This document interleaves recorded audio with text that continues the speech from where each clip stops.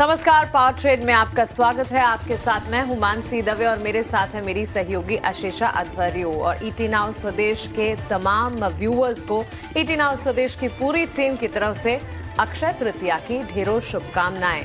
हमारी यही शुभकामनाएं हैं कि आपका जीवन मंगलमय हो, खुशहाल हो और इस अक्षय तृतीया के पावन मौके पर आप भी सोने चांदी की खरीद कर पाएं। चलिए आगे बढ़ेंगे और ट्रंकेटेड वीक, एक दिन की छुट्टी से ठीक पहले आज का ट्रेडिंग सेशन कल गुरुवार के दिन मार्केट हॉलिडे होने के चलते एक्सपायरी आज ही होने जा रही है, तो वॉलेटाइल मूव्स के लिए तैयार हो जाना होगा।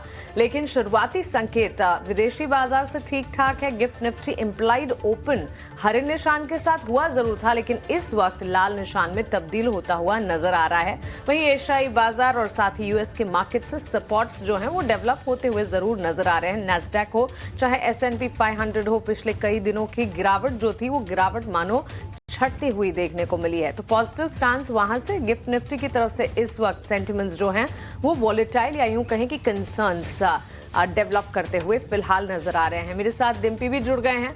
आगे बढ़ेंगे और बाजार की बड़ी बातें आपके सामने रखते हैं। उसके बाद एक एक ग्लोबल सेटअप, एफएनओ का डेटा, स्ट्रैटेजी क्या होनी चाहिए, हमारे एक्सपर्ट्स को भी जोड़ेंगे।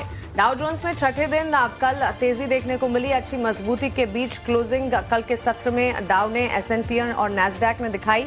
आधे % से ज्यादा की मजबूती नैस्डैक और S&P में नजर आई। वहीं लगातार 6 दिनों की तेजी डाउ जोन्स में जारी रही। करीब 300 अंकों की मजबूती के साथ क्लोजिंग। गिफ्ट निफ्टी में 80 से 100 अंकों की बिकवाली इस वक्त जब हम बात कर रहे हैं फिलहाल नजर आ रही है। देखना होगा कि निफ्टी के इम्प्लाइड ओपन जो है यहाँ पर बिकवाली का रुझान जो है खरीदारी की तरफ बढ़ता है या नहीं, क्योंकि शुरुआत में हरे निशान के साथ हल्की फुल्की से मोमेंटम के साथ तेजी जरूर देखने को मिली थी। टैरिफ पर ढील, ग्लोबल मार्केट में कुछ ट्वीट्स का सिलसिला चला। यूएस में ऑटो पार्ट्स के प्रोडक्शन पर छूट, ये सारे के सारे जो टेक अवेज आते हुए दिखे ट्रंप एडमिनिस्ट्रेशन की तरफ से, इसका इम्पैक्ट ऑटो और ऑटो एंसेसरी की चाल पर किस तरह पड़ता है। डीप डाइव, कौन से वो ऑटो पार्ट्स हैं जिस पर प्रोडक्शन पर छूट की खबरें आती हुई दिख रही है, बुलेटिन में आगे ये विस्तार से जानेंगे। वहीं नतीजों का सिलसिला लगातार चल रहा है। मेजर्स कई सारी कंपनियों के निफ्टी हो, चाहे वायदा बाजार की हो या फिर कैश मार्केट की हो, नंबर्स आ रहे किक कर। बजाज फाइनेंस के नतीजे कमजोर कहेंगे, इनफैक्ट एंटिसिपेशन भी कुछ ऐसा ही था। कल वॉलेटाइल मूव्स भी दिखा रहा था स्टॉक। ब्याज से आय में करीब 22% की बढ़त जरूर रही, लेकिन नेट इंटरेस्ट इनकम और नेट इंटरेस्ट मार्जिन इनफैक्ट का आंकड़ा जो है वहां पर दबाव देखने को मिला। एक शेयर पर 4 बोनस शेयर देने का ऐलान भी कंपनी ने किया। बुलेटिन विस्तार से इस पर भी आगे बातचीत होगी। और बीपीसीएल मिले जुले नतीजे towards positive side, in fact BPCL के नतीजे कहने चाहिए। साथ ही CEAT, Star Health, UTI AMC के नंबर्स आते दिखे, लेकिन वो नंबर्स जो है कमजोर रहे, जिसका इम्पैक्ट बाजार खुलने के साथ स्टॉक मोमेंटम में जरूर देखने को मिलेगा। लेकिन इस वक्त अगर आप देखें एफआईएस की खरीदारी का रुझान लगातार जारी है। डीआईएस की तरफ से सपोर्ट भारतीय बाजार को मिल ही रहे थे और 10 दिनों में अगर आप देखें अच्छी खासी खरीदारी एफआईएस की तरफ से। बाजार के बड़े संकेत ये सारे के सारे। और अब सीधा ग्लोबल मार्केट का रुख करते हैं। विदेशी बाजार में वैसे तो काफी सारे factors, triggers, economic indicative action है। एशियाई बाजार फिलहाल कमजोरी जरूर दिखा रहा है। गिफ्ट निफ्टी की तरफ से कमजोरी देखने को मिली है, लेकिन आशीषा हमने देखा बीती रात यूएस के मार्केट्स में अच्छा खासा एक्शन और इनफैक्ट जो कमजोरी का रुझान, रेसिप्रोकल टैरिफ का सिलसिला चला था, तब वॉलेटाइल मूव्स थे, वो वॉलेटाइल मूव्स मानो छटते हुए नजर आ रहे हैं। हालांकि अब भी कई सारी खबरें हैं जो ट्रंप एडमिनिस्ट्रेशन के साथ एक साथ आती हुई नजर आ रही है। बिल्कुल, और ऑटो सेक्टर के लिए एक बड़ी खबर निकल कर आई। उसके अलावा कई सारी कमेंट्री डोनाल्ड ट्रंप की फिर एक बार निकल कर आई है। उन्होंने कहा कि इंडिया समेत कई सारे देशों के साथ ट्रेड डील की बातचीत हो रही है, तो वहां से अच्छी खासी खबर निकल कर आई। अमेरिकी बाजारों में कल के सत्र में अच्छी खासी तेजी दिखी और गिफ्ट निफ्टी जैसा आपने बताया पॉजिटिव ओपनिंग के संकेत दे रहे थे कुछ समय पहले, लेकिन अब करीब 100 अंक गिरकर 24,330 के आसपास गिफ्ट निफ्टी कारोबार करता हुआ, तो कमजोर ओपनिंग के संकेत निकल कर आ रहे हैं। एशियाई बाजारों से संकेत मिले जुले। चीन और हांगकांग के बाजारों में हल्की सी कमजोरी आज के सत्र में दिखी है, लेकिन अमेरिकी बाजार कल हरे निशान में बंद होते हुए नजर आए। अच्छी तेजी के साथ कल अमेरिकी बाजार शुरू हुए थे, उसके बाद उतार चढ़ाव दिखा। काफी वॉलेटाइल सेशन था अमेरिकी बाजारों के लिए। डाउ जोन्स की बात करें तो यहाँ पर अच्छी खासी तेजी दिखी, करीब 0.75% की तेजी यहाँ पर दिखी। नैस्डैक 100 अंकों की तेजी के साथ बंद हुआ और S&P 500 भी आधे % से ज्यादा की तेजी के साथ कल के सत्र में बंद होता हुआ नजर आया। कई सारे इंडिविजुअल स्टॉक्स थे जहां पर नतीजों के दम पर एक्शन दिखा। इनफैक्ट एक ऑटो कंपनी जनरल मोटर्स के नतीजे आए। नतीजों के बाद मैनेजमेंट की कमेंट्री डिमांड को लेकर काफी कमजोर थी, जिसके चलते आधे % से ज्यादा की गिरावट जनरल मोटर्स में दिखी। हनीवेल 6% ऊपर बंद हुआ। शर्विन विलियम्स में करीब 6% की तेजी दिखी। वही कोको कोला, इस कंपनी के शेयर में भी करीब 1% से ज्यादा की तेजी कल के सत्र में दिखी थी। लेकिन हाँ, जैसे मैंने बताया, काफी कुछ कमेंट्री डोनाल्ड ट्रंप को निकल कर आई है। उनका कहना है कि इंडिया, फ्रांस, चाइना, ये तीनों देशों के ऑफिशियल्स डोनाल्ड ट्रंप के पास गए हैं ट्रेड डील के लिए। इंडिया का भी नाम उसमें शामिल है। तो अच्छी खबर, अगर इंडिया और यूएस के बीच अगर एक बायलैटरल ट्रेड होता है, बायलैटरल डील होती है, तो ये इंडियन इकोनॉमी के लिए भी काफी अच्छी खबर होगी और टैरिफ को लेकर जो चिंताएं हैं वो कम होती हुई नजर आएगी।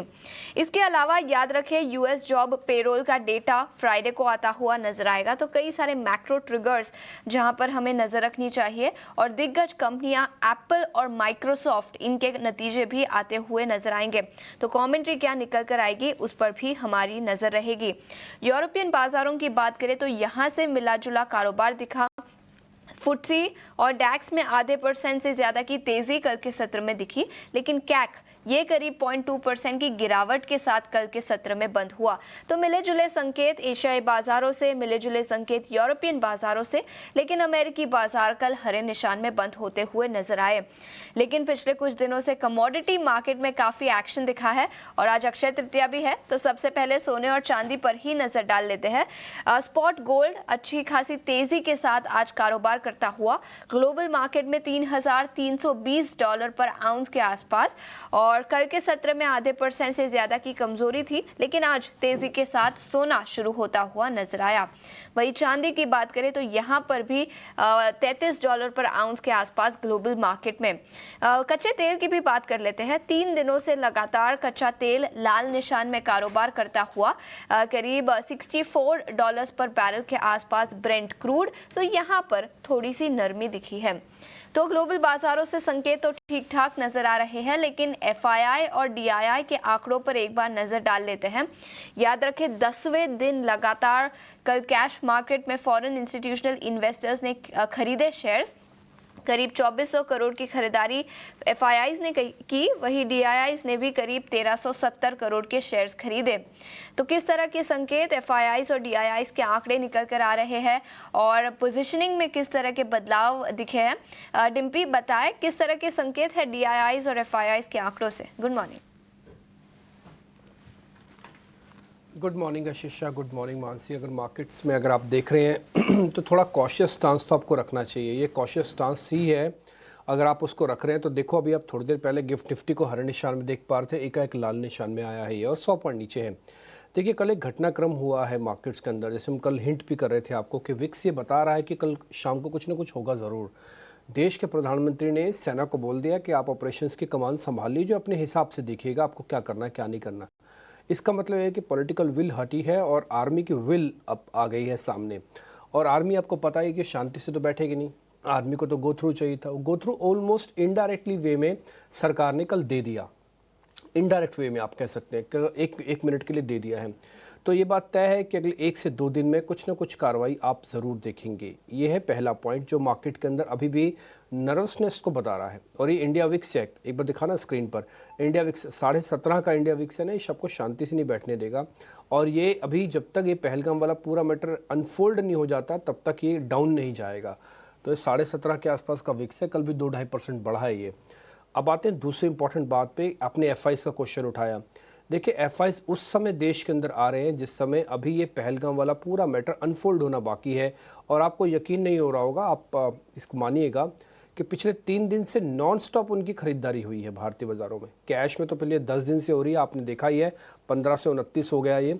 और आपने एक भी नंबर लाल निशान में उस दिन नहीं देखा, तब से मार्केट गिरे भी नहीं है।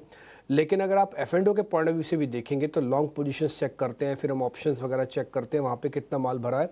तो कल भी अगर आप देखेंगे तो कैश के अंदर और फ्यूचर्स के अंदर दोनों के अंदर बाइंग थी, ऑप्शंस के अंदर सेलिंग थी। टिपिकली ये तब होता है मार्केट्स के अंदर ऑप्शंस सेल और फ्यूचर्स बाय जब मार्केट को एक रेंज को पक्का करना होता है। और आप देख रहे होंगे पिछले 3-4 दिन से मैं लेवल से भी आपको क्लियर कर देता हूँ सारी बात। 24,200 भी आप टेस्ट करने नहीं पहुंचे, 24,000 तो बहुत दूर की बात है, 24,200 भी टेस्ट करने के लिए पहुंचे। ये बात सच है कि रेजिस्टेंस ब्रेक नहीं हुआ, लेकिन ये बात भी उतनी ही सच है कि सपोर्ट भी ब्रेक नहीं हुआ। और एक और बात, हम सीरीज से अभी नई नई सीरीज के अंदर आए हैं, हमारे पास फोर्स नहीं है चलने के लिए, ऊर्जा नहीं है। देखिए नई सीरीज में जब आप आते हैं ना तो बहुत ही कैलकुलेटिव होते हैं और ये सीरीज बहुत लंबी है, ये 29 मई तक जाएगी। आज तो सिर्फ 30 अप्रैल है, तो सोचो पूरा का पूरा महीना तो अभी तो मई का भी है, वही तो पेंडिंग है। मई सीरीज हमने आज से 5 दिन पहले 4 दिन पहले शुरू कर दी थी, तो एक ये सीरीज भी लंबी है। तो अब मैं आपको एफआईएस के नंबर में 2 चीज़ें और नोटिस करा देता हूँ। होल्डिंग्स पे पहला देखो, डीआईएस की होल्डिंग थोड़ी कम हुई है पिछले 3 से 4 दिनों में। आप मेरे से पूछेंगे कि अच्छी बात है कि बुरी बात है, मैं इसको ना बराबर बराबर कर देता हूँ। ये ना बहुत अच्छी बात है ना बुरी बात है। बुरी बात इसलिए नहीं है क्योंकि डीआईएस ने उस समय काफ़ी बड़ा पैसा लगाया था, जिससे मार्केट करीब 22,000 के आसपास था। तो स्वाभाविक है कि कोई भी आदमी 24 से 24,500 के आसपास जब एक ट्रिगर अनफोल्ड होना बाकी है, कोई भी समझदार आदमी उसमें से कुछ ना कुछ अनवाइंडिंग ज़रूर करेगा। तो उनकी तरफ से अनवाइंडिंग हुई है, 66% के आसपास उनकी पोजीशंस रह गई हैं। एक टाइम पे ये 78% तक चली गई थी, 79% तक चली गई थी, यानी कि 12% डीआईएस ने करीब करीब अपनी लॉन्ग होल्डिंग्स इंडिया में थोड़ी कम की हैं। एफआईएस की होल्डिंग बढ़कर 44% हो गई है। रिटेल के पास ऑलरेडी माल करीब 45% का। मैंने कल भी आपको एक बैक टेस्टेड फॉर्मूला दिया था कि जब रिटेल की पोजीशन 50% मार्क से कम हो जाए और एफआईएस की पोजीशन पिछले 3 दिन से बढ़ रही हो तो बाजार जल्दी जल्दी गिरेगा नहीं। कल भी बहुत बड़ा हिस्सा मार्केट का रिलायंस की लीडरशिप के आगे ही रखकर खड़ा हुआ था पीछे। कल आप फिर से रिलायंस को चेक करो, कल 2 से 2.5% बढ़ने वाले शेयर्स में से एक हुआ और सबसे ज़्यादा बढ़ने वाले शेयर में से एक हुआ जिसकी वेटेज थी। अगर आप 5-6 शेयर्स वेटेज वाले भी देखते हो, कुल मिला के सारी बात का लबोलबाब यही है कि बाजार में अभी भी एक रेंज है। ये रेंज में अभी आगे चल के आपको बता दूंगा निफ्टी और बैंक निफ्टी की। फिलहाल अभी आपको कुछ नहीं करना, बस स्टांस को कॉशियस रखो। जो चीज़ हो रही है उसको अपनी आंखों के सामने होने दो, उसके साथ जुड़ो नहीं, उसके साथ नो एग्रेशन नो डिप्रेशन वाली पॉलिसी अपना लो। सेना का जो काम है सेना करेगी, मेरा जो काम है मैं करूँगा, आपका जो काम है आप करोगे, पीसीआर का जो काम है वो पीसीआर करेगा। तो सबका अपना अपना काम डिवाइडेड है, किसी के ऊपर इतनी ज़्यादा डिपेंडेंस मत रखोगे, अच्छा वो ये कर देगा तो मैं ये करूँगा, ऐसा नहीं करना। आपको थोड़ा शांत रहना है। उसके बाद आप देखिएगा कि आपको भरपूर मौके मिलेंगे। और अगर किसी वजह से गिरावट आती है मार्केट में तो ये अपॉर्चुनिटी होगी। लेवल अभी आपको मैं बता देता हूँ। ठीक है, तो ये नजरिया एफआईआई और डीआईआई के आंकड़ों पर। निफ्टी की भी हमने थोड़ी सी चर्चा की। कल के सत्र में वैसे तो सपाट ही निफ्टी बंद होता हुआ नजर आया था, लेकिन बैंक निफ्टी में कल अंडर परफॉर्मेंस दिखा। निफ्टी और बैंक निफ्टी के कॉन्ट्रास्ट में देखें तो किस तरह की रणनीति डिम्पी दोनों ही इंडिसेस पर बनानी चाहिए? और सुबह हम एक मेहमान से बात कर रहे थे, उनका मानना था कि निफ्टी आउट परफॉर्म करता हुआ नजर आएगा शॉर्ट टर्म में, लेकिन आपका क्या व्यू होगा? कर सकता है, लेकिन उसके लिए कंडीशंस हैं। आप 12th में तभी जाओगे जब आप 10th पास करोगे, आप ग्रेजुएट तभी होगे जब आप 12th पास करोगे। आप ऐसे सीधा 10 से ग्रेजुएट नहीं हो सकते। आप ऑल टाइम हाई बिना रेजिस्टेंसेस को पार करे नहीं जा सकते। ये रेजिस्टेंसेस कौन से हैं, एक बार जरा स्क्रीन पे चार्ट दिखा दो, मैं आपको नोटिस भी कराता हूँ। ये है 24,400-500 वाली पूरी रेंज है। हमने चार्ट आपकी स्क्रीन पर आएगा तो आपको दिख जाएगा, डॉट डॉट कलर की लाइन जो है, रेड कलर की जो लाइन है, ये रेजिस्टेंस एरिया है। ये अगर आप पूरा चैनल देख पा रहे हो, चलो मैं आपको स्क्रीन पे दिखाता हूँ, पूरा चैनल आप देख पा रहे होगे। इसमें 1 बार का रेजिस्टेंस, 2 बार का रेजिस्टेंस है, थर्ड ईयर और लास्ट रेजिस्टेंस है। इसके बाद देखो कोई भी रेजिस्टेंसेस नहीं है। मार्केट फिर सीधा ऑल टाइम हाई की तरफ भी बढ़ सकता है। मैं ये नहीं कहा कि लगा देगा, मैं ये कहता हूँ कि बढ़ सकता है और फिर काफ़ी तेज़ बड़ा मोमेंटो भी आ सकता है। बट जब तक हम 24,500 को पार नहीं करते तब तक ये दिक्कत बनी रहेगी। बोले फिर ये रुकेगा कहाँ पर आके, तो ये पहला इमीडिएट सपोर्ट इसी कंसोलिडेशन एरिया का है जो कि करीब करीब 24,000 के आसपास का बनता है। ठीक है, चार्ट में अगर आप ज़्यादा ना भी रीड करें तो मैं डाटा से आपको रीड कराता हूँ। स्क्रीन पे लेके आइए, पहले निफ्टी का डाटा लेके आइए। आप देखेंगे कल ओपन इंटरेस्ट काफ़ी कम थे और रेंज का मार्केट था। 7 पॉइंट क्या होता है इंडेक्स के अंदर, 24,000 का इंडेक्स है, 7 पॉइंट ऊपर नीचे क्या है, तो हमने देखो ट्रेंड में सपाट लिखा है। और ओपन इंटरेस्ट में आप बदलाव देखो 0.03% का है सिर्फ। ठीक है जी, तो 24,337 के आसपास ये बंद भी जाके हुआ है। तो ये ना रेंज का ब्रेकआउट किया, ना ही रेंज का ब्रेक डाउन इसने किया, ये रेंज में रह गया। अब ये बॉस रेंज कौन सी है? ये रेंज है पहला support, I repeat my self, हाँ, पहला सपोर्ट 24,000, दूसरा सपोर्ट 24,200, पहला रेजिस्टेंस 24,400, दूसरा रेजिस्टेंस 24,500। तो अगर आपसे मैं पूछूं कि रफ आपकी रेंज क्या समझ में आई, तो आप ये मान लो कि 400 450 पॉइंट के अंदर अभी हम फंसे हुए हैं। कोई भी डिप मिले प्लस करना, डिप ना मिले रुक जाना। आई रिपीट, कोई भी डिप मिले प्लस करना, ना मिले रुक जाना, रेजिस्टेंस को पार होने देना। कौन से रेजिस्टेंस है? 24,400 और 500। बोले सर महंगा दिलवाओगे आप? महंगा नहीं दिलवाऊंगा, कंफर्मेशन से बताऊंगा। नहीं तो आप 24,000 काल 400 450 पे जिसने लिया है, कल वो वहीं ट्रैप हुआ। आज गिफ्ट निफ्टी ने 100 पॉइंट अगर और खा गया तो 100-150 पॉइंट नीचे आ जाएगा। होगा क्या? लिया तो उसने भी रेंज में ही है, लेकिन उस रेंज के उसने टॉप पे लिया, इसलिए फंस गया। आप रेंज की बॉटम पे लेते, आप अभी भी ठीक रहते। तो जितना हो सके देखो, ट्रेड आपके हाथ में है। एक बार आपने सौदा पंच कर लिया, फिर आपके हाथ से सारा कुछ चला गया, फिर सब मार्केट के अधीन चला गया। जब तक आप सौदा पंच नहीं करते, सब कुछ आपके हाथ में है। आप लो नहीं लो, ज़्यादा लो कम लो, नहीं लो प्लस करो, उल्टा करो, टेढ़ा करो, जो करना है सो करो। लेकिन एक बार पंच हो गया, फिर आप कुछ नहीं कर पाओगे, फिर मार्केट करेगा जो करेगा। आप सिर्फ भगवान से प्रार्थना कर सकते हो। ठीक है जी। तो ये रफ हो गया सारा पॉइंट्स, मैंने आपको रेंज भी बता दी। ऑप्शंस वालों को क्या करना चाहिए? ऑप्शंस वालों को कुछ नहीं करना चाहिए। आज अगर फॉल आ रहा है तो पहले चेक करने देना ये फॉल कितना लंबा और एक्सटेंड हो सकता है। मेरे हिसाब से मैं अपना एनालिसिस बता देता हूँ, 24,200 एक बार हम टेस्ट करने के लिए जाएंगे। अगर ये ब्रेक हो गया तो आपको 200 पॉइंट और नीचे मिलेगा निफ्टी। तो कोशिश करना 24,200 को वॉच करना, 24,000 के लेवल को वॉच करना। इन दोनों लेवल्स पे कहीं ना कहीं पोजीशंस बनाएंगे, और यही दोनों ही सपोर्ट एरिया मैंने भी आपको लिखवाए हैं जो अपनी स्क्रीन पर देख पा रहे हैं। पुट कॉल रेशियो भी मैं बैक टू बैक नोटिस करवा देता हूँ, वो एक की है, फेयर वैल्यू है। सेना अपना काम करेगी। बाजार, आपको लगता होगा कि सैन्य कार्रवाई से बाजार गिर जाएगा, मैं इसके बिल्कुल विपरीत हूँ। सैन्य कार्रवाई से ही बाजार नहीं गिरेगा। अगर इसमें पॉलिटिकल इंटरफेरेंस होती ना तो मैं समझ सकता था कि हाँ इसमें कम माइनस ज़्यादा ऊपर नीचे होगा, लेकिन अगर सैन्य कार्रवाई होगी तो फिर कोई दिक्कत नहीं है। सेना के हाथ में पूरा कंट्रोल रहेगा, तो फिर मेरे को कोई दिक्कत नहीं लिखती, और ना ही बाजार में कुछ ज़्यादा नीचे दिखता है। तो इसलिए मैं सिर्फ एक अपॉर्चुनिटी की वेट कर रहा हूँ कि मेरे भाव अच्छे मेरे को मिल जाए तो मैं फिर ठीक रहूँगा। बस इतना ही है बात सारी कहने की, लबलोबाब। ठीक है जी, मैंने लेवल्स बता दिए, रेंज बता दी, ऑप्शन वालों को कैसे काम करना है, पीसीआर वीसीआर सब बता दिया। बैंक निफ्टी का भी कहो तो मैं जोड़ देता हूँ इसके अंदर। बिल्कुल, तो निफ्टी पर लेवल्स आपने बता दिए, लेकिन बैंक निफ्टी पर कल के सत्र में अंडर परफॉर्मेंस दिखा था, तो बता दीजिए बैंक निफ्टी पर कौन से लेवल्स पर नजर रखनी चाहिए डिम्पी? देखो आशीष, अब एक बार चार्ट वापस से दिखाओ। मैंने कल भी एक एग्जांपल के तौर पर बताया था कि आप एक रॉकेट लॉन्चर की तरह लॉन्च करते हो किसी भी चीज़ को। तो जब आप लॉन्च करते हो तो ना आपने इस लाइन के ऊपर लॉन्च कर रखा बैंक निफ्टी को। मैंने कल भी आपको ये नोटिस करवाया था, ये रॉकेट यहीं तक की प्रोबेबिलिटी थी। इसको क्या कहते हैं? इसको 54,000 कहते हैं। आपने जितना पुल बैक दिखाना था यहीं आके ख़त्म हो जाना चाहिए था, लेकिन एक्स्ट्राऑर्डिनरी तेज़ी आई बिकॉज ऑफ डेरिवेटिव एक्सपायरी। अब एक्सपायरी खत्म हो गई तो इसको कंसोलिडेट करना पड़ रहा है। कल आप देखो बैंक निफ्टी जैसा बड़ा प्लेयर जो कि करीब 55,000 के आसपास अभी चल रहा है, वो भी अपने आप में 40 पॉइंटों के दायरे में ही रुक रहा है। और एक कंसोलिडेशन 1-2 दिन का नहीं है। कहोगे तो देखो मैं आपको मार्क पे करके दिखाता हूँ, ये करीब 5-6 दिन हो चुके हैं इस कंसोलिडेशन को। करीब 5 से 6 दिन हो चुके हैं इस कंसोलिडेशन में।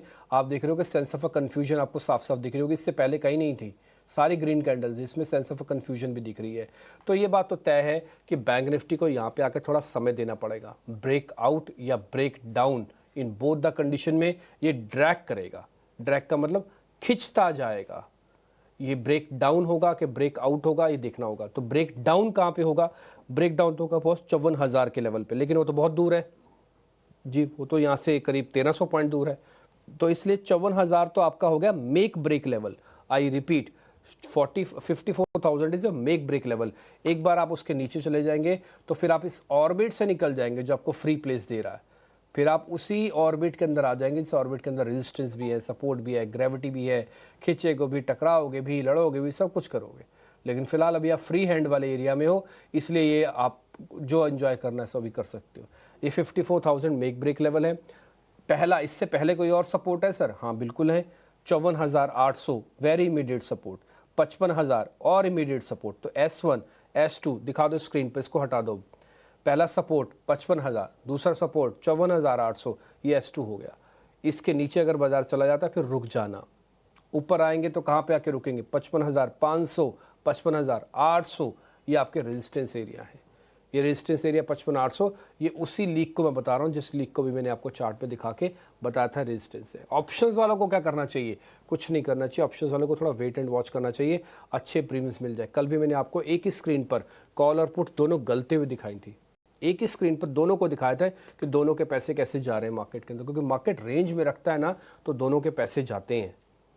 और आज भी मेरे को लग रहा है कि मार्केट इन द रेंज रहेगा। ये जो गिफ्ट निफ्टी वाला इम्पैक्ट है, ये अगर 200 को ब्रेक करेगा तो एक्सटेंशन करेगा, अगर 200 को ब्रेक नहीं करता, आई रिपीट माई सेल्फ, 24,200 को ब्रेक करेगा तभी एक्सटेंड करेगा। अगर 24,200 को ब्रेक नहीं करता तो बाजार शायद लंबे मूड में नहीं है गिरने के।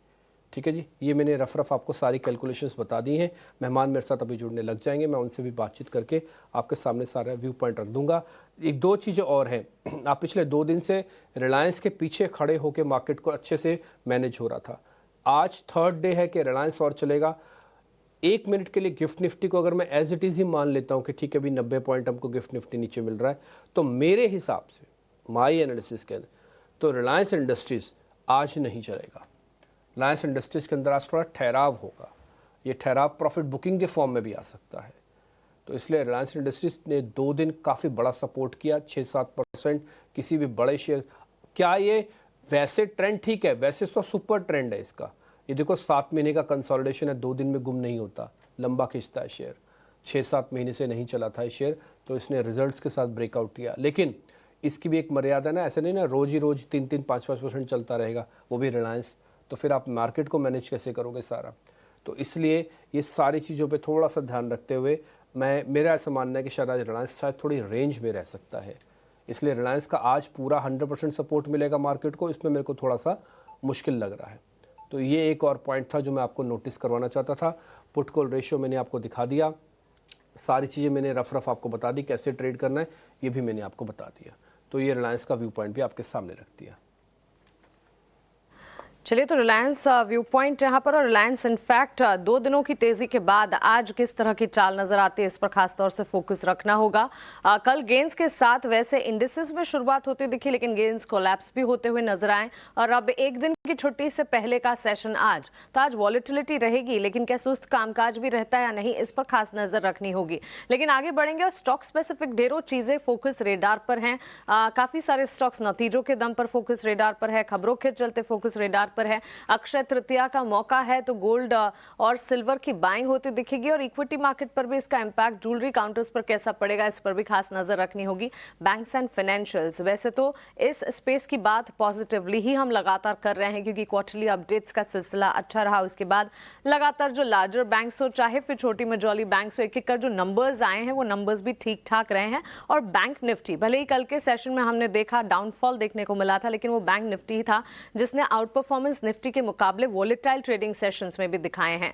इन्हीं तर्ज पर लगातार बैंक्स एंड फाइनेंशियल्स में वैसे तो पॉजिटिविटी जरूर है, लेकिन एक बैंक इंडसइंड बैंक लगातार इसमें मैनेजमेंट के बदलाव, मैनेजमेंट के इस्तीफों की खबरें आई हैं जो कि कंसर्न पैदा कर रही है। इंडसइंड बैंक को लेकर फिर एक बड़ी खबर आई है। डिप्टी एमडी अरुण खुराना के बाद अब एमडी और सीईओ सुमंत कथपालिया ने भी इस्तीफा दे दिया है। साथ ही बैंक ने आरबीआई से एग्जीक्यूटिव कमेटी के गठन की मंजूरी मांगी है। पूरी जानकारी लेते हैं, इससे जुड़ी अंकुर मिश्रा हमारे साथ जुड़ गए हैं। अंकुर, बताएं आपको क्या जानकारी मिल रही है, अब इंडसइंड बैंक के लिए आगे की राह क्या होगी?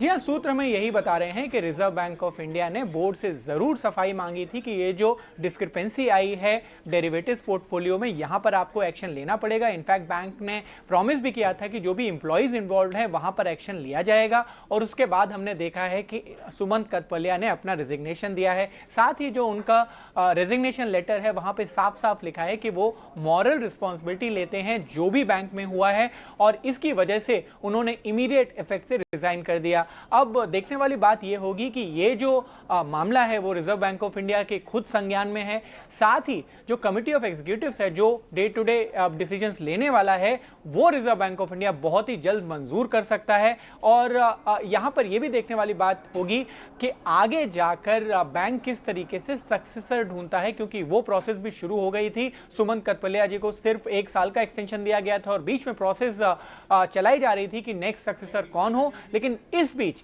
अब सुमंत कथपलिया ने खुद रिजाइन कर दिया है, क्योंकि फॉरेक्स पोर्टफोलियो में जो लेटेस्ट रिपोर्ट है वहां पर 1960 करोड़ रुपए की डिस्क्रिपेंसी पाई गई थी। और न सिर्फ ये बल्कि रूट कॉज एनालिसिस में यह भी पता चला कि इनकरेक्ट अकाउंटिंग हुई थी और उसके बाद ही ये रेजिग्नेशन आया है।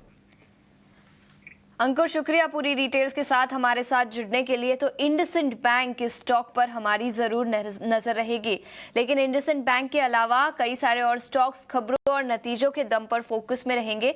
पूरी डिटेल्स के साथ अब हमारे साथ शरद जुड़ चुके हैं। लेकिन शरद, सबसे पहले नतीजों से शुरुआत करते हैं। कैसे रहे नतीजे जो कल 3:30 बजे के बाद आए और स्टॉक्स कैसे रिएक्ट करते हुए नजर आएंगे? Good morning. Good morning Ashisha. सबसे पहले जो मैं बात करूँ तो अर्निंग्स जो एकदम वीक सेट ऑफ अर्निंग्स आए मेरे पूरे एनालिसिस में देख रहे हैं तो आप देखिए लाल निशान में हर चीज़ खड़ा हुआ है। ऑलमोस्ट 90% मेरे जो अर्निंग्स हुए सारे जो वीक सेट ऑफ नंबर्स देखने मिले।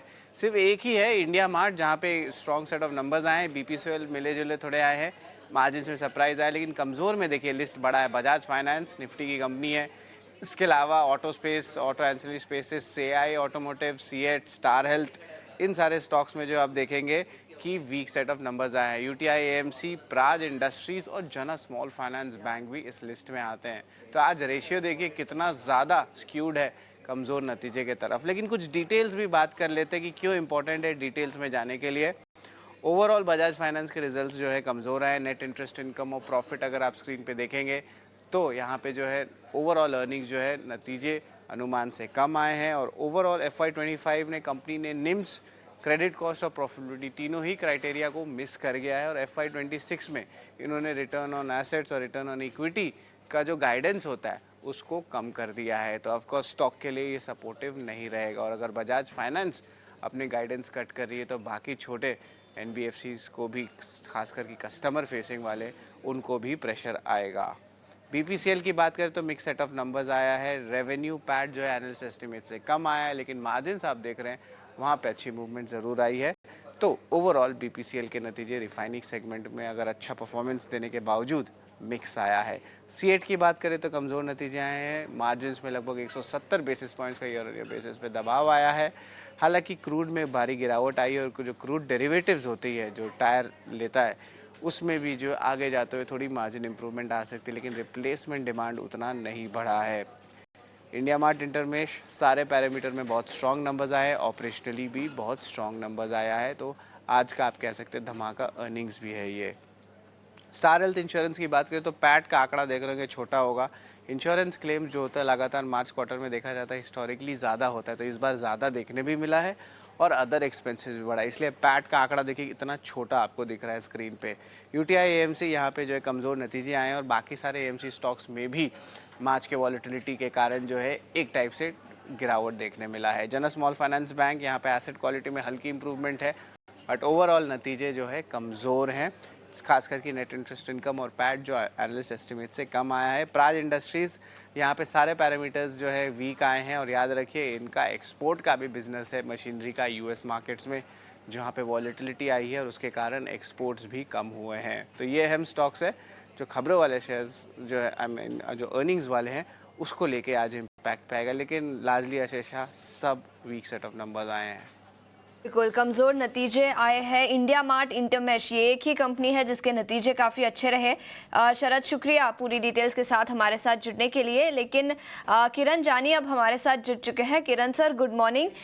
नतीजों और स्टॉक स्पेसिफिक आइडियाज़ पर तो बात करेंगे, लेकिन उसके पहले इंडेक्स लेवल पर निफ्टी और बैंक निफ्टी पर आपकी किस तरह की रणनीति होगी वो बताएं। और अक्षय तृतीया की आपको बहुत बहुत शुभकामनाएं। Very good morning everyone and आपको और आपकी टीम को भी अक्षय तृतीया की काफी सारी ढेर का शुभकामनाएं। ओवरऑल अगर हम मार्केट का सेटअप देखें तो कहीं ना कहीं एक जो डोमेस्टिक जियोपॉलिटिकल टेंशन है उसके चलते हमने कल देखा कि विक्स में भी बढ़ोतरी हुई है और अगर आप ऑप्शन चेन में देखोगे तो वहां पे भी आईवीज बढ़ी हुई है। और कल हमने वोलेटिलिटी भी इसी प्रकार से देखी मार्केट के ऊपर कि गैप अप ओपनिंग हुआ, गैप अप ओपनिंग सस्टेन नहीं हुआ, उसके बाद नीचे आया, वापस रिकवरी आई, नए हाइस बनाया, लेकिन क्लोजिंग में वापस फ्लैट काइंड ऑफ क्लोजिंग हमें देखने को मिली। तो ये वोलेटिलिटी कंटिन्यू रहेगी। लेकिन मुझे ऐसा लग रहा है कि ओवरऑल मार्केट का सेटअप काफी स्ट्रांग है। टाइम करेक्शन आ सकता है, लेकिन प्राइस करेक्शंस कोई मेजर आए वैसे चांस बहुत कम है। हम डे बिफोर यस्टरडे भी मिले थे, तब भी हमने डिस्कस किया था कि कोई भी डिप्स अगर आता है, हमें मिलता है कि 24,000 से 24,200 के बीच में, तो ट्रेडिंग के लिहाज के हिसाब से यहाँ पे काफी अच्छा एक सपोर्ट है, लॉन्ग करना चाहिए। 24,050 के आसपास 200 दिन की मूविंग एवरेज भी है, तो कोई भी डिप आता है तो डिप में आप लॉन्ग कीजिए। हाँ, कोई गैप अप होता है तो गैप अप को चेज ना करें। हालांकि अभी जो गैप गिफ्ट निफ्टी हमें दिखा रही है वो कहीं ना कहीं गैप डाउन के ही संकेत दे रही है। तो इस गैप डाउन के अंदर 24,200 से 24,100 के बीच में आप बाई कर सकते हो। 24,000 का स्टॉप लॉस रखिए। ऊपर में 24,400 से 24,500 का एक क्लस्टर रेजिस्टेंस है, तो वहां पे हमें प्रॉफिट भी बुक करना चाहिए। तो मार्केट एक रेंज में फंसा हुआ है, नीचे 24,000, ऊपर में 24,500। बाय ऑन डिप्स की रणनीति रहेगी, सेल ऑन राइज यहाँ पे हमें करना नहीं है। अगर आपको मार्केट में कंफर्ट नहीं है तो ऊपर में आप प्रॉफिट बुक कर सकते हो। बैंक निफ्टी की बात करें तो बैंक निफ्टी में बिकॉज पीएसयू बैंक्स में आप एसबीआई देख सकते हो, लार्ज कैप बैंक में आप आईसीआईसीआई एंड कोटक भी देख सकते हो, एचडीएफसी देख सकते हो, तो मार्केट को काफी अच्छा एक सपोर्ट दे रहे हैं। तो ओवरऑल बैंक निफ्टी का चार्ट भी काफी अच्छा है, नो डाउट वोलेटिलिटी कंटिन्यू रह सकती है। 54,200 का एक स्ट्रॉन्ग सपोर्ट है, जब तक वो ब्रेक नहीं करेगा तब तक हमें नहीं लग रहा है कि बैंक निफ्टी में कोई बड़ा करेक्शन आना चाहिए। तो एज ऑफ नाउ 55,400 के आसपास के प्राइसेस की क्लोजिंग है। यहाँ पे इंट्राडे पॉइंट ऑफ व्यू अगर देखा जाए तो कोई भी करेक्शन आता है या कोई भी प्राइस डिप मिलता है हमें 55,000 से लेके 55,200 के बीच में, तो वहां पे लॉन्ग किया जाए। 55,000 के नीचे का स्टॉप लॉस रखिए और इंट्राडे पॉइंट ऑफ व्यू वापस 55,500 55,600 की रेंज में आ सकता है। तो यहाँ पे भी आप 55,000 से 55,600 की रेंज है, 55,000 के आसपास आप बाई कर सकते हैं, 55,600 के आसपास आप सेल कर सकते हैं, यानी कि प्रॉफिट बुक कर सकते हैं। यहाँ पे भी शॉर्ट सेल का नजरिया नहीं है, बाय ऑन डिप्स का ही नजरिया रहेगा। एक्स पर दोनों निफ्टी और बैंक निफ्टी पर किरण जी की स्ट्रेटजी, और भले ही रेंज में फंसा हुआ बाजार जरूर नजर आ रहा है, लेकिन निफ्टी और बैंक निफ्टी के लिए कन्विक्शन अब भी यहाँ पर बरकरार, और गिरावट में खरीदारी के ही मौके ढूंढने चाहिए। टारगेट स्टॉप लॉसेस आपके स्क्रीन पर। निफ्टी बाय ऑन डिप्स की रणनीति 24,400 तक के लेवल्स यहाँ पर देखने को मिलेंगे। इस वक्त अगर आप देखें 24,400 के नीचे गिफ्ट निफ्टी की तरफ से सेंटिमेंट्स नजर आ रहे हैं, लेकिन निफ्टी की अगर बात करें गिरावट में खरीदारी 24,000 का स्टॉप लॉस जरूर लगाएं। 24,400 तक के इनिशियल लेवल्स तो जरूर देखने को मिल सकते हैं। और बैंक निफ्टी में भी बाय ऑन डिप्स की रणनीति 55,500 से 55,600 के लेवल्स एंटिसिपेट किए जा रहे हैं। स्ट्रक्चर पॉजिटिव नजर आ रहा है और गिरावट में मौके जरूर ढूंढने चाहिए। लेकिन चलिए इसी के साथ साथ स्टॉक स्पेसिफिक मौके, अपॉर्चुनिटीज कहां पर डेवलप हो रही है बाजार खुलने से ठीक पहले, हमारे एक्सपर्ट्स के रेडार पर कौन से स्टॉक्स हैं ये भी समझ लेते हैं। Kiran ji, good morning, happy Akshaya Tritiya to you. बताइए स्टॉक्स कौन से हैं आपके फोकस रेडार पर? Very good morning Mansi ji, आपको भी अक्षय तृतीया की ढेर सारी शुभकामनाएं। अगर स्टॉक स्पेसिफिक देखिए तो कहीं ना कहीं काफी सारे सेक्टर है जो एक अच्छी रेंज के अंदर है, और यहाँ पे हमें लग रहा है कि एक कॉन्ट्रा बाय या तो एक ब्रेकआउट कैंडिडेट भी है। तो डीवीस लेबोरेटरी, आपको याद होगा कि हमने लास्ट वीक में डिस्कस किया था 6,000 के आसपास। 6,000 के आसपास से डीवीस लेबोरेटरी ने अपने नए हाइस बनाए 6200 के आसपास, वहां से वापस करेक्शन होके नीचे के लेवल 6100 के आसपास अवेलेबल है। कल उसने वापस अपने प्रीवियस ब्रेकआउट को रीटेस्ट करके मार्केट में 6100 को कंसीडर होल्डिंग किया है क्लोजिंग बेसिस के ऊपर से। अब इसको ही हम कंसीडर करें तो मोमेंटम इंडिकेटर बुलिश जोन में है, ओवरऑल चार्ट पैटर्न काफी बुलिश है, तो 6100 के आसपास लॉन्ग करना चाहिए। ओवरऑल टारगेट 6200 का रहेगा and 6070 as a stop loss हमें डीवीस लेबोरेटरी के अंदर मेंटेन करना रहेगा। दूसरा जो कॉल है वो आईटी के अंदर से परसिस्टेंट। कल भी हम जब मिले थे तब हमने कहीं ना कहीं हमारे ओपनिंग कॉल्स के अंदर परसिस्टेंट सिस्टम को 5300 के आसपास लॉन्ग रिकमेंडेशन किया था। हमने देखा कि क्लोजिंग काफी अच्छी आई 5400 के आसपास। यहाँ पे अगर आप देखोगे तो इंट्राडे चार्ट के ऊपर से फॉलिंग चैनल ब्रेकआउट देखने को मिल रहा है। अगर आप डेली चार्ट देखोगे तो वहां पे भी एक राउंडिंग बॉटम पैटर्न, स्टॉक अपनी 50 दिन की मूविंग एवरेज के ऊपर सस्टेन भी है। तो 5400 के आसपास यहाँ पे लॉन्ग करना चाहिए। एक पोजिशनल टारगेट 5550 का है, तो थोड़ा लंबा टारगेट है, 1 से 2 दिन आप होल्ड कर सकते हो। और जो स्टॉप लॉस मेंटेन करना है वो 5320 का मेंटेन करना है। तो परसिस्टेंट एंड डीवीएस लेबोरेटरी हमारी तरफ से बाय कॉल हुई। Health care diagnostic laboratory space से डिविज लेबोरेटरीज में खरीदारी के मौके कल के सत्र में भी एक्शन पैक्ट कामकाज डिविज लेबोरेटरीज में देखने को मिला। और आईटी स्पेस में कल हमने देखा सपोर्ट वहीं से मिलते हुए नजर आए। और mid cap IT in particular persistent system की अगर बात करें, कंपनी के नतीजे आते हुए देखे और नतीजों के आने के बाद लगातार स्टॉक में पॉजिटिव मोमेंटम है और मोमेंटम आगे बढ़ता हुआ जरूर नजर आ सकता है। नतीजों की अगर बात करें, मुनाफे में करीब 6% का इजाफा तिमाही आधार पर देखने को मिला था। कंपनी ने करीब 15 रुपए प्रति शेयर के डिविडेंड का भी ऐलान किया था। अभी शरद जब हमसे जुड़े थे बता रहे थे कि नतीजों के लिहाज से आज का सेशन जो है वहां काफी हद तक कंसर्न्स नजर आ सकते हैं, क्योंकि कल बाजार बंद होने के बाद एक्सचेंजेस पर जो नतीजे आए ज्यादातर सारे के सारे नंबर्स या तो मिक्स बैग रहे या तो वीक सेट ऑफ नंबर्स रहे। मजबूती वाले नंबर्स जो हैं, स्ट्रॉन्ग सेट ऑफ नंबर्स कम ही नजर आए। लेकिन नतीजों के अलावा खबरें कौन सी हैं और कौन से तरफा खबरें हैं, या खबरों के दम पर एक्शन पॉजिटिव साइड दिखेगा या नेगेटिव साइड दिखेगा, खबरों वाले शेयर्स जान लेते हैं। ये भी हमें शरद ही बताएंगे। Good morning Sharad, over to you. Good morning Mansi. सबसे पहले तो है बजाज फाइनेंस पे मैं एक थोड़ा सा गणित जो है दर्शकों को बता दूं कि सिंप्लीफाई हो जाए, क्योंकि दो अहम चीज़ आए और हमसे बहुत सवाल पूछ रहा है कि बोनस इशू भी हुआ है, स्टॉक स्प्लिट हुआ है, तो हमारे पास कितने शेयर बनते हैं। बजाज फाइनेंस ने अप्रूव किया है बोनस इशू का 4:1 का, यानी कि अगर एक शेयर है तो 4 शेयर आपको बोनस में मिलेंगे।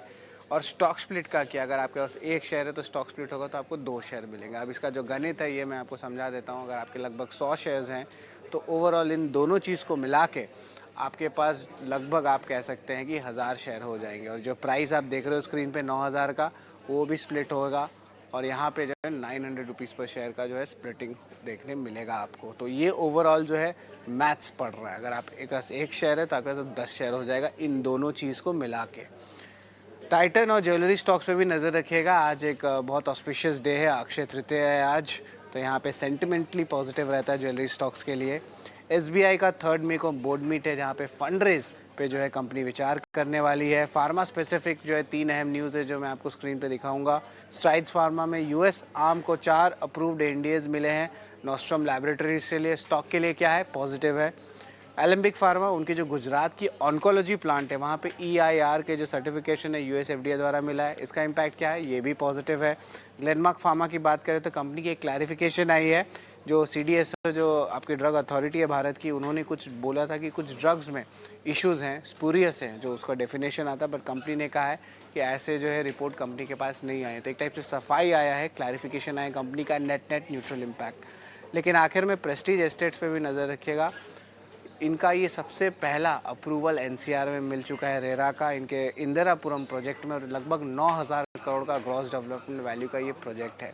जब हम रियल एस्टेट की सेल्स की बात करते हैं तो ग्रॉस डेवलपमेंट वैल्यू जो है उसको एज अ डेफिनेशन हम लोग शेयर करते हैं। तो स्टॉक के लिए बहुत पॉजिटिव है। साउथ का तो बड़ा प्लेयर है ही, बॉम्बे में भी इन्होंने अपनी इनरोड्स बनाई और अब पहला अप्रूवल जो है आपको NCR मार्केट्स में भी देखने मिला है, जो देश का one of the best markets या ग्रोइंग मार्केट्स आप कह सकते हैं रियल एस्टेट में। और ये ऑफ कोर्स डिम्पी जी बता भी देंगे कि NCR का मार्केट कितना बड़ा है। तो ये अहम स्टॉक्स है जिस पे आपकी नज़र होनी चाहिए, जहाँ पे आज आपको एक्शन दिखेगा।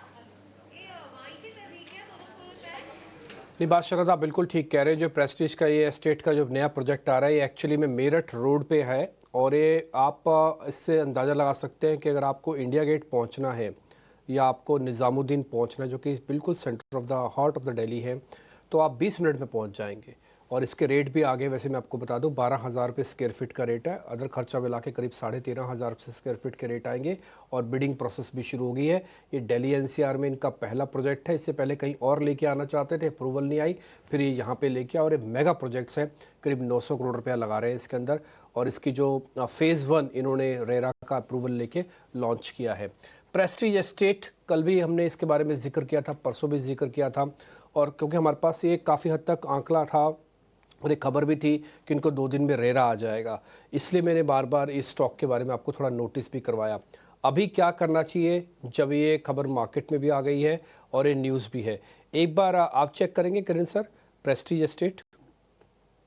सो ओवरऑल रियल एस्टेट सेक्टर पे हमारी नज़र है। कहीं ना कहीं ये न्यूज़ के चलते प्रेस्टीज के अंदर डेफिनेटली एक यहाँ पे हमें लॉन्ग टर्म अप्रोच के हिसाब से देखना चाहिए। 1300 का एक स्ट्रॉन्ग सपोर्ट था। हमने देखा कि वहीं से कहीं न कहीं प्रेस्टीज के अंदर से बाउंस भी आया था। अब ये न्यूज़ के चलते देयर आर चांसेस कि प्रेस्टीज एस्टेट में ये कंटिन्यू रह सकता है। नीचे में कोई भी गिरावट आती है, मेरे हिसाब से 1300 का स्टॉप लॉस रख के हमें लॉन्ग करना चाहिए। ऊपर में जो स्टीफ रेजिस्टेंस हमें देखने को मिल रहा है, वो 1500 के आसपास का दिख रहा है। तो जब तक 1500 मतलब सॉरी, जब तक 1300 का लेवल ब्रेक नहीं होता है, तब तक बाय ऑन डिप्स करना चाहिए फॉर द टारगेट ऑफ 1500। ठीक है, डन। अब एक जरा एसबीआई पे भी आपकी खबर जो आई हुई है एक बार स्क्रीन पे दिखा दीजिएगा। एसबीआई पे भी टिक दे दीजिए अपना किरण। एसबीआई एसबीआई हमने कल भी डिस्कस किया था। एसबीआई में जिस तरह से ओवरऑल चार्ट पैटर्न देखने को मिल रही है, 200 दिन की मूविंग एवरेज के ऊपर सस्टेन है, number 1। Number 2, inverted head and shoulder pattern जो ब्रेकआउट है, उसका ब्रेकआउट लेवल 780 से लेके 790 है। हमने ऑलरेडी एक बार वो रिटेस्ट कर दिया है। हो सकता है कि आज की भी जो गैप डाउन ओपनिंग है, उसमें हमें 800 से 790 के बीच में अगर कोई भी अपॉर्चुनिटी मिलती है, मेरे हिसाब से डेफिनेटली लॉन्ग करना चाहिए। 780 के नीचे का आप स्टॉप लॉस मेंटेन कीजिए। और जिस तरह से चार्ट पैटर्न है इस सीरीज के अंदर, यानी कि ये डेरिवेटिव सीरीज के अंदर एसबीआई वापस 850 तक जाए, ऐसी गुंजाइश काफी ज्यादा है।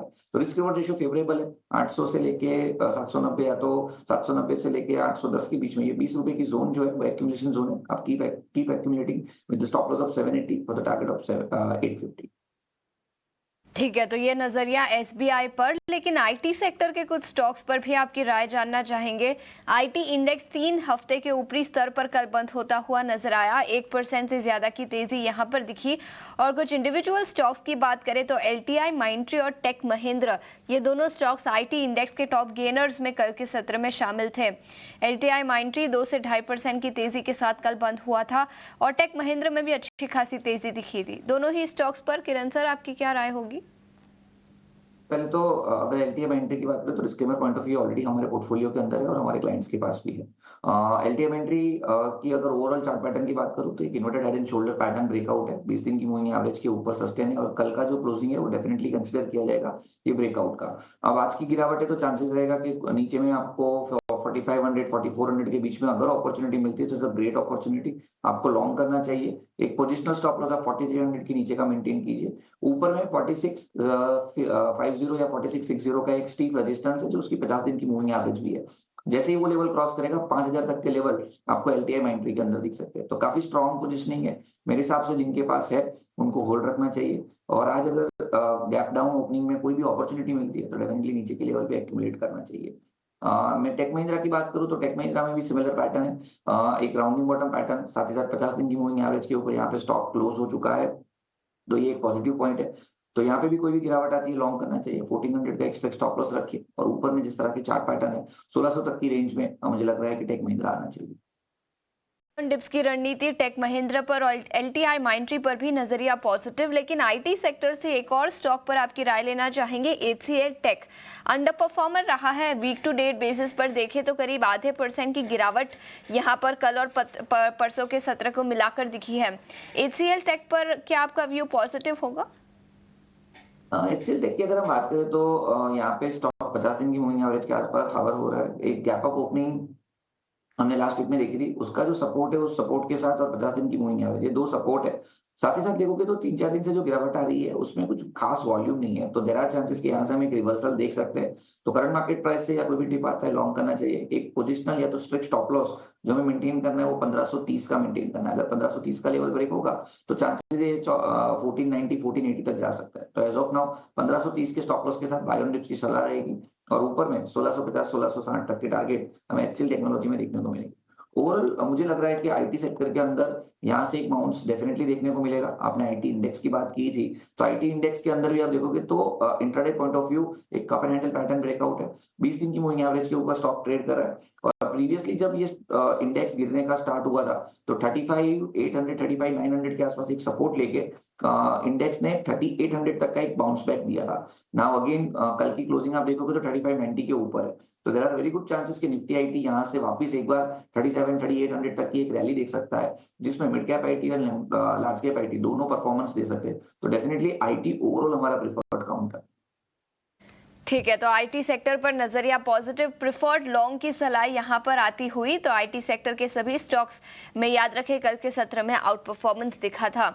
लेकिन कई सारी ब्रोकरेज रिपोर्ट्स नतीजों के दम पर निकल कर आई है। कहां पर बड़े अपग्रेड्स और डाउनग्रेड्स दिखे हैं, ये बताने के लिए अब हमारे साथ वरुण जुड़ चुके हैं। Varun, good morning. बताएं कौन से स्टॉक्स ब्रोकरेज रिपोर्ट्स के दम पर आज फोकस में रहेंगे? Good morning. तो सबसे पहले मैं शुरुआत करूंगा अंबुजा सीमेंट के साथ, क्योंकि यहाँ पे दो रिपोर्ट्स आई है। एक तो इनक्रेड की रिपोर्ट है जहाँ पे इन्होंने ऐड की रेटिंग दी है, हालांकि लक्ष्य घटा दिए हैं, 630 से घटा के इन्होंने 620 के कर दिए हैं।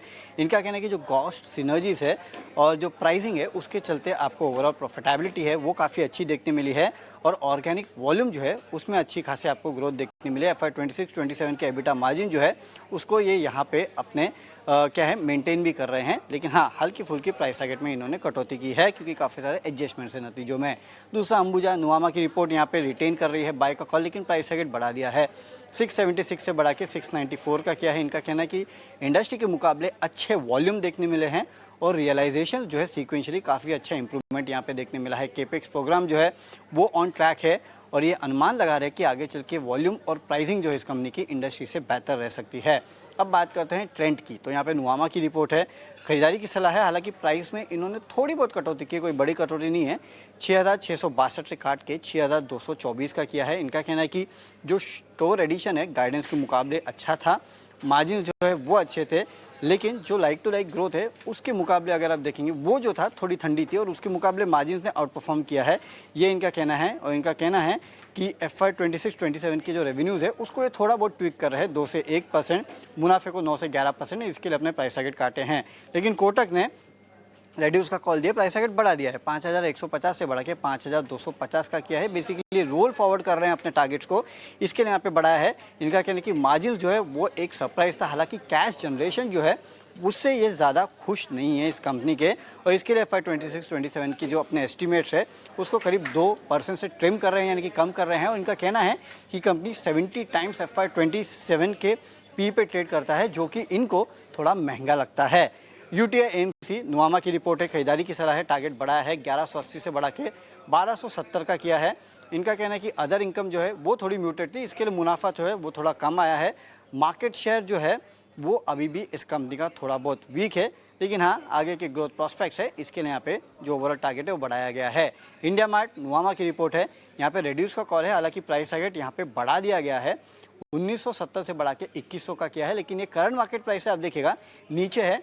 इनका कहना है कि जो सब्सक्राइबर एडिशन था वो थोड़ा बहुत ठंडा था, मार्जिन जो है वो अच्छे हैं, चर्न रेट जो है वो कहीं ना कहीं अंदर आगे चल के ग्रोथ को इम्पैक्ट करता हुआ आपको दिखाई दे सकता है।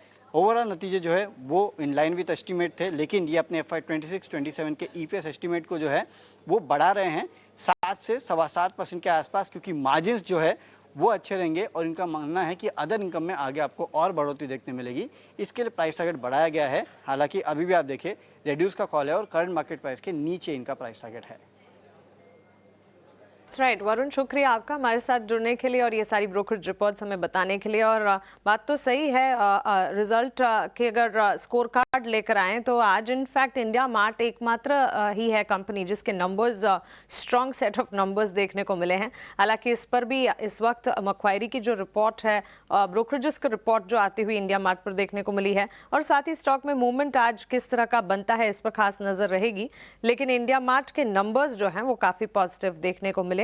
रेटिंग को रिड्यूस किया गया है, रिटेन रिड्यूस, जो रिड्यूस की रेटिंग इन्होंने दी थी उसे रिटेन किया है। टारगेट हालांकि बढ़ाए हैं, 1970 से 2100 के टारगेट अब दे रहे हैं ये। और मानना यही है कि मार्जिन्स जो है एलिवेटेड जरूर रहते हुए देखने को मिलेंगे। इसके अलावा अगर आप देखें UTI AMC पर खरीदारी की राय बरकरार रखने की यहाँ पर ब्रोकरेज की तरफ से एनालिसिस और राय मिलती हुई। ट्रेंड नतीजों के ठीक बाद ये स्टॉक भी फोकस रेडार पर है। बाय रेटिंग जो दी गई थी तमाम ब्रोकरेजेस की तरफ से उसे अब भी रिटेन किया गया है, और टारगेट्स की अगर बात करें उसे कट जरूर किया है, बिकॉज नतीजों में कंसर्न जरूर हाथ लगे थे। इसके अलावा सीमेंट क्षेत्र पर भी लगातार फोकस होना चाहिए। ये सारे के सारे स्टॉक्स हैं जो कि नतीजों के ठीक बाद या खबरों के दम पर ब्रोकरेजेस के रेडार पर नजर आ रहे हैं। लेकिन इसके अलावा आज कैश मार्केट की लंबी फेहरिस्त है, लंबी लिस्ट है जिसके रिजल्ट्स आने वाले हैं। Ujjivan small finance, Exide industries, सोना BLW precision, Indus tower, federal bank, IOC, ये सारे के सारे नंबर्स आज पोस्ट होते हुए दिखेंगे। लार्जर प्लेयर्स के नंबर्स के इतर बैंक्स एंड फाइनेंशियल्स में जो अदर्स यानी कि छोटे मझौले प्लेयर्स हैं उनके नतीजों पर फोकस रहेगा। और बैंक्स की ही जहां बात हो रही है, फेडरल बैंक और बंधन बैंक दोनों स्टॉक में हमने कल एक मोमेंटम के साथ कामकाज देखा। वॉलेटाइल मार्केट्स के बावजूद इसके अगर बैंक्स के स्टॉक देखें तो इन दोनों में बंधन बैंक में 2.5% के गेन्स और साथ ही फेडरल बैंक में भी ऑलमोस्ट 2% की मजबूती के साथ कल के सत्र में क्लोजिंग देखने को मिली। किरण जी, 200 के लेवल्स पर फेडरल बैंक ने एट डे हाई ऑलमोस्ट कल क्लोजिंग दिखाई और बंधन बैंक में भी 168 169 के लेवल्स पर कल के सत्र में 171 तक जाने के बाद 167 तक का ये फ्रीज होता हुआ दिखा क्लोजिंग के दरमियान। नतीजों से ठीक पहले क्या आज कॉशियस रहना चाहिए या फिर इस तेजी को प्ले आउट करने की अपॉर्चुनिटी मिलेगी? अगर आप जो भी छोटे बैंक है जैसे फेडरल बैंक हो गया, बंधन बैंक हो गया, इवन आरबीएल बैंक हो गया, ये तीन बैंक के अंदर एक राउंडिंग बॉटम पैटर्न ब्रेकआउट हमें देखने को मिल रहा है। मैं पर्टिकुलरली अगर फेडरल बैंक की बात करूं तो फेडरल बैंक में हमने देखा था कि 215 220 तक के हाई बना के काउंटर 173 तक आया, वहां से slowly and gradually high to high bottom pattern के अंदर है, एक बेस बना के चल रहा है। यहाँ पे भी आप देखोगे तो inverted head and shoulder pattern breakout 190 के आसपास हमें देखने को मिल रहा है। तो yes, definitely federal bank current market price से लॉन्ग करना चाहिए। कोई भी डिप 195 तक भी आए तो लॉन्ग करना चाहिए। एक पोजिशनल स्टॉप लॉस 190 का मेंटेन कीजिए और ऊपर में 220 230 तक के टारगेट फेडरल बैंक आपको दिखा सकता है। रिस्क रिवॉर्ड रेशियो 1:1 है, बट ओवरऑल चार्ट पैटर्न काफी स्ट्रॉन्ग है, मेरे हिसाब से लॉन्ग करना चाहिए। बंधन बैंक बीइंग हाई वोलेटाइल, हम देख रहे हैं कि काउंटर में एक बड़ा सा राउंडिंग बॉटम पैटर्न बना है। स्टॉक काफी लंबे समय के बाद अपने 100 days and 50 days moving average के ऊपर साथ साथ में ट्रेड भी कर रहा है। मोमेंटम इंडिकेटर बुलिश जोन के अंदर है, तो यहाँ पे भी एक बार के लिए लॉन्ग करना चाहिए। थोड़ा रिस्की कॉल है, बट 154 के स्टॉप लॉस के साथ आपको बंधन बैंक लॉन्ग करना चाहिए। ऊपर में 172 का एक रेजिस्टेंस है जो उसकी 200 डेज मूविंग एवरेज है। जैसे ही वो लेवल क्रॉस होगा, there are very good chances कि आप 200 तक की रैली बंधन बैंक में भी देख सकते हैं। तो डेफिनेटली बंधन बैंक 154 के स्टॉप लॉस के साथ एंड फेडरल बैंक 190 के नीचे के स्टॉप लॉस के साथ लॉन्ग करना। बंधन बैंक फेडरल बैंक पर ये एक ट्रेक मिलता हुआ और बैंक्स एंड फाइनेंशियल्स पर नंबर्स के लिहाज से भी नजर है। और इंडसइंड बैंक जो खबर आई है उसके चलते आज स्टॉक में किस तरह का रिएक्शन आता है इस पर खास तौर से नजर रहेगी। लेकिन ऑटो एंसलरी की चाल पर फोकस होना चाहिए। आज 30 तारीख है और कल ऑटो बिक्री के डेटा आते हुए जरूर नजर आएंगे। और ऑटो बिक्री के डेटा तो एक स्ट्रक्चर या कह सकते हैं कि स्टैटिस्टिकल डेटा पॉइंट है जिस पर हर महीने की शुरुआत में नजर रहती है। लेकिन ऑटो एंसलरी की चाल पर खास तौर से नजर है क्योंकि ऑटो टैरिफ पर ट्रंप एडमिनिस्ट्रेशन ने ढील दी है। ये खबर और इनफैक्ट इससे ऑटो सेक्टर पर किस तरह का इम्पैक्ट पड़ेगा इस पर कल भी हमने बातचीत करी थी, आपको टेक्स भी दिए थे। अमेरिका में ऑटो पार्ट्स के उत्पादन पर टैरिफ में छूट मिलने की खबरें आती हुई और ट्रंप एडमिनिस्ट्रेशन का ये कहना है कि चीन के साथ बेहतर ट्रेड डील होने की भी संभावना। हालांकि ये सारी खबरों में कैवियट ढेर सारे हैं और इसी के चलते ऑटो सेक्टर की रफ्तार पिछले दिनों जैसे ढीली पड़ी है तो इसी के चलते हमें कॉशियस जरूर रहना है। लेकिन किरण जी, ऑटो एंसलरी के पॉकेट में कोई पर्टिकुलर अपॉर्चुनिटी, कोई स्क्रिप्ट जो आपको पसंद आ रही है?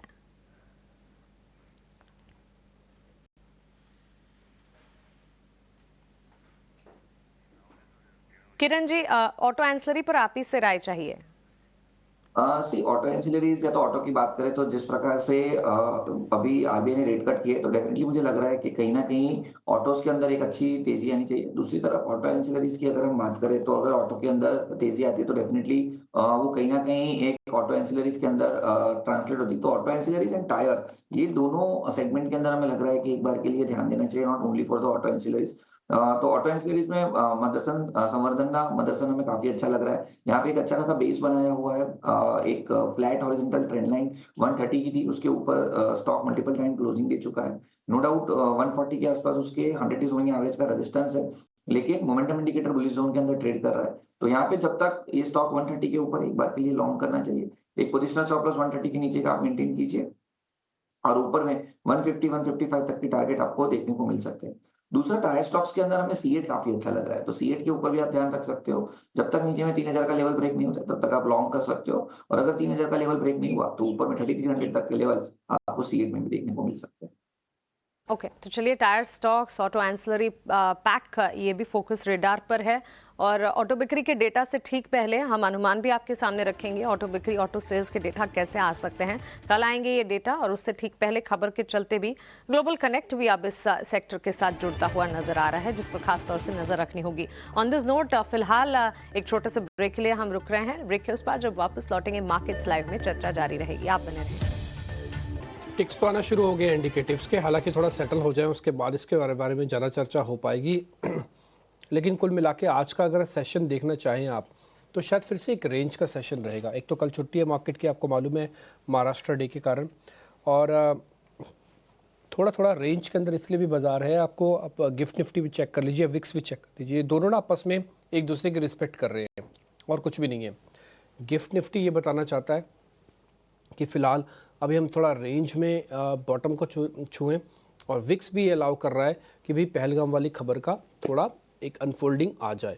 तो जब तक ये दोनों नहीं होते हैं ना, तब तक कोई बड़ा पोजीशन आप मत लेना, क्योंकि रेजिस्टेंसेस अभी पक्के हैं, ये 400 और 500 वाले। ये मैं बार बार आपको रिपीट करके बता रहा हूँ, हालांकि भी लेवल सेटल हो जाए उसके बाद इसके बारे में जिक्र ज़्यादा और अच्छे से हम कर पाएंगे। आज के जो टॉप गेनर्स रह सकते हैं, या अच्छा एक और चीज़, इंडसइंड बैंक के अंदर अगर आज फिर से तेज़ गिरावट आती है तो आप थोड़ा देख कर संभल के लीजिएगा, ठीक है। रिलायंस इंडस्ट्रीज़ मेरे को आज लगता नहीं है कि बहुत ज़्यादा चलेगा, ये भी मैंने आपको नोटिस करवाया। तो अलग अलग शेयर्स पे मैं आपको एक व्यू पॉइंट देने की कोशिश कर रहा हूँ, जो कि डाटा ओरिएंटेड है कि भी इनमें क्या करना है और कैसे करना है। थोड़ी देर में हम आपके सामने 9 बजे का एक्शन भी रखना शुरू कर देंगे, और मेहमानों को जोड़ के आपके सामने 1-2 पॉइंट और रखेंगे कि किसमें आज ट्रेड एक्चुअली में ओपन करना चाहिए। ऑप्शंस के ट्रेड भी कोशिश करेंगे क्या शुरुआत में ही आपके सामने रख दें अगर कोई ट्रेड बनता है तो, क्योंकि वॉलिडिटी है थोड़ी 17-18 पॉइंट की। अगर एक तरफा हो जाएगा मार्केट तो आज आपको ट्रेड तो मिलेगा कहीं ना कहीं से, अगर नहीं होता, रेंज में रहता है, तब आप ट्रेड नहीं करना, ठीक है, तब ऑप्शंस के अंदर ट्रेड नहीं करना। देखते हैं अभी क्या होता है, और कुल मिला के अभी तक तो एक रेंज का ही कारोबार हो रहा है। चलिए आगे बढ़ते हैं। मेहमानों में किरण जानी होंगे हमारे साथ, उनसे ज़रा कर लेते हैं बातचीत, और 1-2 स्टॉक्स ज़रा और पता करते हैं उनसे कैसे करना है। HDFC, अच्छा एक और पॉइंट वो मिस ना हो जाए, इसलिए सारा रोक के मैं आपको सामने पॉइंट्स रख रहा हूँ। HDFC बैंक अगर आप देखेंगे तो वो 1908 रुपये के आसपास है। HDFC बैंक में कल थोड़ा ठहराव हो गया था, आज भी कुछ खास बड़ा मूवमेंट है नहीं, तो एक HDFC बैंक पे भी आप ध्यान रखिएगा, ये बैंकिंग की लीडरशिप है। इंडसइंड बैंक आज देखते हैं कितना डैमेज करेगा। फिलहाल 1 मिनट की स्क्रीन पे इंडसइंड दिखा सकते हैं, हालांकि भी सेटल नहीं हुआ, बट मेरे हिसाब से आज थोड़ा वो कमज़ोर खुलेगा और शायद प्रेशर दिन भर बनाए रखेगा। इंडसइंड बैंक एक बार जरा स्क्रीन पे दिखाइएगा। इस बीच रुपये की ओपनिंग भी हुई है, करीब 10 पैसे मजबूत खुला है रुपया, तो ये बाज़ार को बहुत ज़्यादा नीचे नहीं जाने देगा। जो रुपये की ओपनिंग हुई है ये इंटरेस्टिंग है, रुपये की ओपनिंग आज की 10 पैसे मजबूत। ये इंडसइंड बैंक 10% के सर्किट अभी दिख रहा है मेरे को, अभी 8 हुआ, मेरे हिसाब से जाएगा तो 7-8% एक बार नीचे ज़रूर खुलेगा ये इंडसइंड बैंक। नहीं खोलता तो फिर देखेंगे तब की तब क्या होगा। फिलहाल तो एक रेंज के अंदर ही कुल मिला के आपका कारोबार होता दिख रहा है। चलिए नवरत्न शेयर एक बार जोड़ लेते हैं शरद को अपने साथ, ताकि 9 बजे के एक्शन वाले सभी स्टॉक्स आपके पास आ जाए, फिर हम आगे बढ़ेंगे। शरद एक बार जरा नवरत्न शेयर बता दीजिए प्लीज़।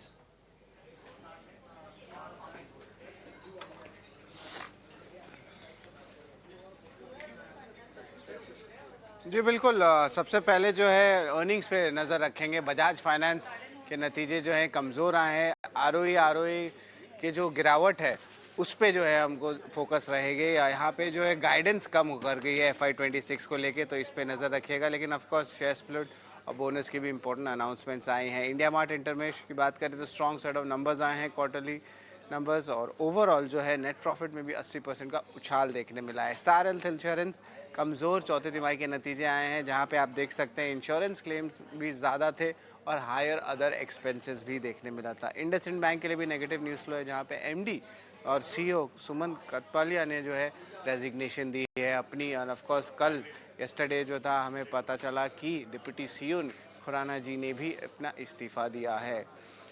टाइटन जैसे स्टॉक्स पे भी नज़र रखिएगा। आज अक्षय तृतीया का दिन है, ज्वेलरी स्टॉक्स के लिए सपोर्टिव है, तो उस पर भी नज़र रखिएगा। फार्मा में स्ट्राइड्स फार्मा के US आर्म को 4 अप्रूव्ड ANDAs मिले हैं। नॉस्ट्रम लैबोरेटरीज के लिए, US मार्केट्स के लिए, स्टॉक के लिए पॉजिटिव है। ये हमारा 6वां स्टॉक रहेगा स्ट्राइड्स फार्मा का। एलेम्बिक फार्मा हमारा अगला स्टॉक है, जहाँ पे उनकी गुजरात की ऑन्कोलॉजी प्लांट, वहाँ पे उनको EIR के जो है एक टाइप से रिपोर्ट मिली है, USFDA से अप्रूवल आया है, स्टॉक के लिए सपोर्टिव है। प्रेस्टीज एस्टेट्स हमारा आखिरी जो है स्टॉक रहने वाला है, जहाँ पे अप्रूवल आई है रियल एस्टेट की अथॉरिटी रेरा से उनके नए प्रोजेक्ट में, उनके दिल्ली के रीजन में इंदिरापुरम का ये इम्पोर्टेंट प्रोजेक्ट, और ये सबसे पहला रेरा अप्रूवल है इस साउथ बेस्ड डेवलपर का NCR रीजन में। आखिर में बिग बोल्ड ब्रोकरेज, इस पे ट्रेंड पे नज़र रखेंगे। नोवामा की रिपोर्ट आई है और यहाँ पे उन्होंने रिटेन बाय किया है, लेकिन जो टारगेट प्राइस है उसको कट किया है 6224, और पहले था ये target price 662। But largely numbers जो थे अच्छे थे, strong set of numbers margin front में देखने मिले थे। तो ये अहम 9 के नवरत्न स्टॉक्स है जिस पे आपकी नज़र होनी चाहिए। तो शरद, शुक्रिया आपका हमारे साथ जुड़ने के लिए और ये 9 के नवरत्न की सूची हमारे साथ शेयर करने के लिए। नोवामा की रिपोर्ट पॉजिटिव ट्रेंड पर आई है और बिग बोल्ड ब्रोकरेज के तौर पर इसे हमने हमारे 9 के नवरत्न में शामिल किया है और देखेंगे कि बाजार खुलने के साथ ट्रेंड में किस तरह के लेवल्स नजर आते हैं। इस वक्त अगर आप देखें, मजबूत नतीजे इंडिया मार्ट के रहे। क्वार्टर 4 में मुनाफा 81% बढ़ा। इसी के चलते प्री ओपन में भी इस स्टॉक में एक एक्शन देखने को मिला। ट्रेंड में भी ऑलमोस्ट 2% के गेंस के साथ शुरुआत होने की पूरी तैयारी। तो आज स्टॉक ऑफ द डे की अगर बात करें, India mart Intermesh of course positive set of numbers के चलते करीब 3% की तेजी के साथ खुलने की तैयारी। वहीं पॉजिटिव ब्रोकरेजेस के लिहाज से ट्रेंड के स्टॉक में भी मजबूती का रुझान हो सकता है कि आज बाजार खुलने के साथ साथ इस पर भी विस्तार से बातचीत करनी चाहिए। इनफैक्ट EMS कैटेगरी पर विस्तार से बातचीत भी होनी चाहिए। लेकिन अक्षय तृतीया का मौका और इस पर लगातार हम हमारे एक्सपर्ट्स को जोड़ रहे हैं और उनसे इस मौके पर बुलियन मार्केट के साथ साथ इक्विटी के सेंटिमेंट्स कैसे डेवलप हो रहे हैं, क्योंकि कनेक्टिंग है ये, इस पर विस्तार से बातचीत भी करते हैं। इसी कड़ी में सनी अग्रवाल हमारे साथ जुड़ गए हैं। आइए उनका स्वागत करते हैं। सनी, गुड मॉर्निंग, स्वागत है आपका ET नाउ स्वदेश पर। सबसे पहले तो अक्षय तृतीया की आपको ढेरों शुभकामनाएं। या गुड मॉर्निंग, और आपको और आपके सभी व्यूवर्स को भी अक्षय तृतीया की ढेरों शुभकामनाएं। शुरुआत यहीं से करना चाहूंगी। सोने की चमक सिर्फ ज्वेलरी तक ही सीमित नहीं रह गई है, ये भरोसे का प्रतीक भी है और निवेश के लिहाज से लगातार लोगों के मन में ये होता भी है, एक ट्रेडिशनल फैक्टर भी है और भारत के लिए तो सेंटिमेंटल फैक्टर भी सोने के साथ जुड़ा हुआ है, गोल्ड के साथ जुड़ा हुआ है, सोने चांदी के साथ, ज्वेलरी के साथ। इसे इक्विटी मार्केट के साथ भी कनेक्ट हम करते ही हैं और ज्वेलरी काउंटर्स पर आज फोकस भी रहेगा। लेकिन इन दिनों सोने की चाल में दिन प्रतिदिन जो इजाफा देखने को मिला, हालांकि अक्षय तृतीया से ठीक पहले थोड़ा हल्का भी हुआ है गोल्ड घरेलू बाजार में, लेकिन आपकी राय क्या होगी? या डेफिनेटली पहले गोल्ड पर बात करते हैं तो जिस तरह से कहीं ना कहीं ग्लोबल एक अनसर्टेनिटी बनी हुई है डॉलर को लेके, एक जो ग्लोबल रिजर्व करेंसी होती थी उससे जब भरोसा हटा है, तो मुझे लगता है कि gold is emerging to be a neutral reserve currency. तो इसी के चलते हमने देखा है कि पिछले 1 से 1.5 साल से काफी सारे central bank globally gold accumulate कर रहे हैं अगेंस्ट द US डॉलर। तो उसी के चलते काफी डिमांड भी बढ़ी है और उसी का नतीजा है कि हमने देखा है कि इंटरनेशनल मार्केट में गोल्ड के रेट भी ऊपर गए हैं, that is reflecting in domestic market also.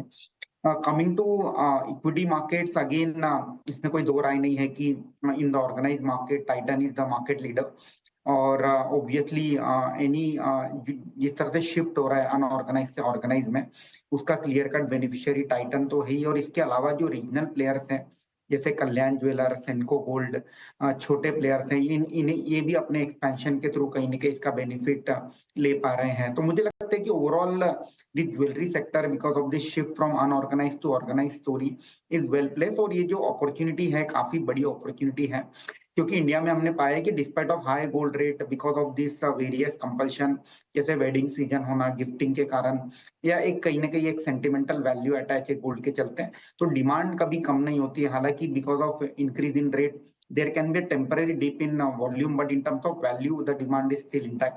तो मुझे लगता है कि structurally from a long term perspective jewellery as a sector is very well placed. और जो इसके जो टॉप के जो 2-3 प्लेयर हैं, whether is Titan, Kalyan, Senco, this all this stock can be on radar from medium to long term perspective. ये सही कहा आपने कि शॉर्ट टर्म मांग प्राइसेस में जिस तरह की बढ़त देखने को मिलती है उसका असर मांग पर ज़रूर पड़ सकता है, लेकिन सेंटिमेंटल इम्पैक्ट होने के चलते on a long term basis demand जो है गोल्ड की कभी कम नहीं होती नजर आएगी और इस तरह के ट्रेडिशनल मौक़ों पर तो लगातार डिमांड में बढ़ोतरी होती है और गोल्ड न सिर्फ हमारी परंपराओं का हिस्सा है बल्कि फाइनेंशियल प्लानिंग का भी एक मजबूत स्तंभ बन चुका है। और जिस तरह से वन साइड अप मूव सोने चांदी की चाल ने पिछले कुछ सालों में दिखाई है, पूरी तरह से ये प्रमाण है कि किस तरह से निवेश का एक बेहतर asset class gold silver Boolean market in all बनता जा रहा है। क्योंकि जब दुनिया भर के बाजारों में उठापटक होती है, वॉलेटाइल सिनेरियोज होते हैं, जो कि पिछले दिनों हमने देखा भी है, सेफ हेवन के तौर पर जब महंगाई की आग आगे बढ़ती है तो सभी की नज़र गोल्ड सिल्वर पर भी होती है, गोल्ड सिल्वर पर ही जाती है सेफ हेवन के तौर पर। इसी के चलते इस स्पेस पर भी नजर होनी चाहिए। बजाज ट्विंस पर क्विकली सनी आपसे टेक जानना चाहेंगे क्योंकि बजाज फाइनेंस बजाज फिनसर्व के नतीजे आए एक्सपेक्टेशन के मुताबिक कमजोर ही रहे, लेकिन इंटरेस्टिंग है कि एक शेयर पर 4 बोनस शेयर देने का ऐलान कंपनी ने किया है। क्या राय होगी? ये डेफिनेटली थोड़े से उम्मीद से minor weaker set of numbers आए बजाज फाइनेंस के। बट अगर मैं थोड़ा सा लॉन्ग टर्म पर्सपेक्टिव लेता हूं तो जिस तरह से कंपनी ने गाइड किया है कि इनका जो ग्रोथ ट्रैजेक्टरी रहेगी 24 से 26% की ग्रोथ ट्रैजेक्टरी रहेगी, very decent ROA and ROE company आगे जाकर के मेंटेन करेगी। तो मे भी मुझे लगता है कि one this negative news is absorb long term के पर्सपेक्टिव से जिस तरह से कंज्यूमर फाइनेंस में कहीं ना कहीं ग्रोथ की अपॉर्चुनिटी है और बजाज फाइनेंस ने अपना पोर्टफोलियो भी कहीं ना कहीं डाइवर्सिफाई किया है, तो there can be short term setback in terms of stock price, but long term के लिहाज से हमारा व्यू पॉजिटिव रहेगा बजाज फाइनेंस को लेकर। अगेन मुझे लगता है कि जो कंपनी की जो फेयर वैल्यू है 10,500 की है looking at current market price, obviously post split and bonus adjustment होकर वही प्राइस 1,050 या 1,100 की हो जाएगी। So keeping that price target in mind one can approach the Bajaj finance.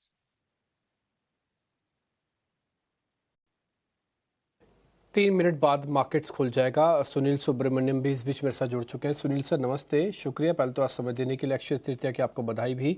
आप बहुत छोटे से में जरा बता दीजिएगा सर, अगर हम पहलगाम वाले मैटर पे थोड़ा सरकार आगे बढ़ती है और सेना की कार्रवाई अगले 24 से 48 घंटे में शुरू होती है तो मार्केट का रिएक्शन क्या हो सकता है, थोड़ा संक्षिप्त में बताइएगा सर। डेफिनेटली वो एक्शन अगर मिलिट्री होगा तो मार्केट में थोड़ा ज़्यादा रिएक्शन हो सकता है। अगर मोर इकोनॉमिक और उस ट्रेड के मैटर में होगा तो मार्केट उसको ऑब्जर्व कर लेगी। तो मिलिट्री जो भी एक्शन प्लान किया गया है उसमें भी एक नुआंस होगा कि अगर हम सर्जिकल स्ट्राइक जैसे उरी के टाइम में किया था वो करेंगे एलओसी के अंदर, एलओसी से बाहर, मगर पीओके के अंदर, तो वो भी मार्केट उसको ये देंगे क्योंकि कोई स्ट्रॉन्ग रिएक्शन पाकिस्तान से एक्सपेक्टेड नहीं होगा। मगर अगर बालाकोट की तरह हमने स्ट्राइक किया तो शायद मार्केट थोड़ी नर्वस हो सकती है और थोड़ी वॉलेटिलिटी बढ़ सकती है। ठीक है, डन सर, पॉइंट टेकन है सर आपका। और इस बीच अगर आप देखेंगे तो बैंक निफ्टी के अंदर आज हल्का सा लाल निशान है और निफ्टी भी हल्के से हरे निशान में, ऑलमोस्ट फ्लैट ही खुल रहा है। सुनील सर एक छोटा सा आंसर, और ये जो इंडसइंड बैंक में बैक टू बैक इस्तीफे हो रहे हैं, सीईओ के, सीएफओ के, सबके हो रहे हैं, ये कितना डैमेज और करेगा अभी इंडसइंड बैंक को सर?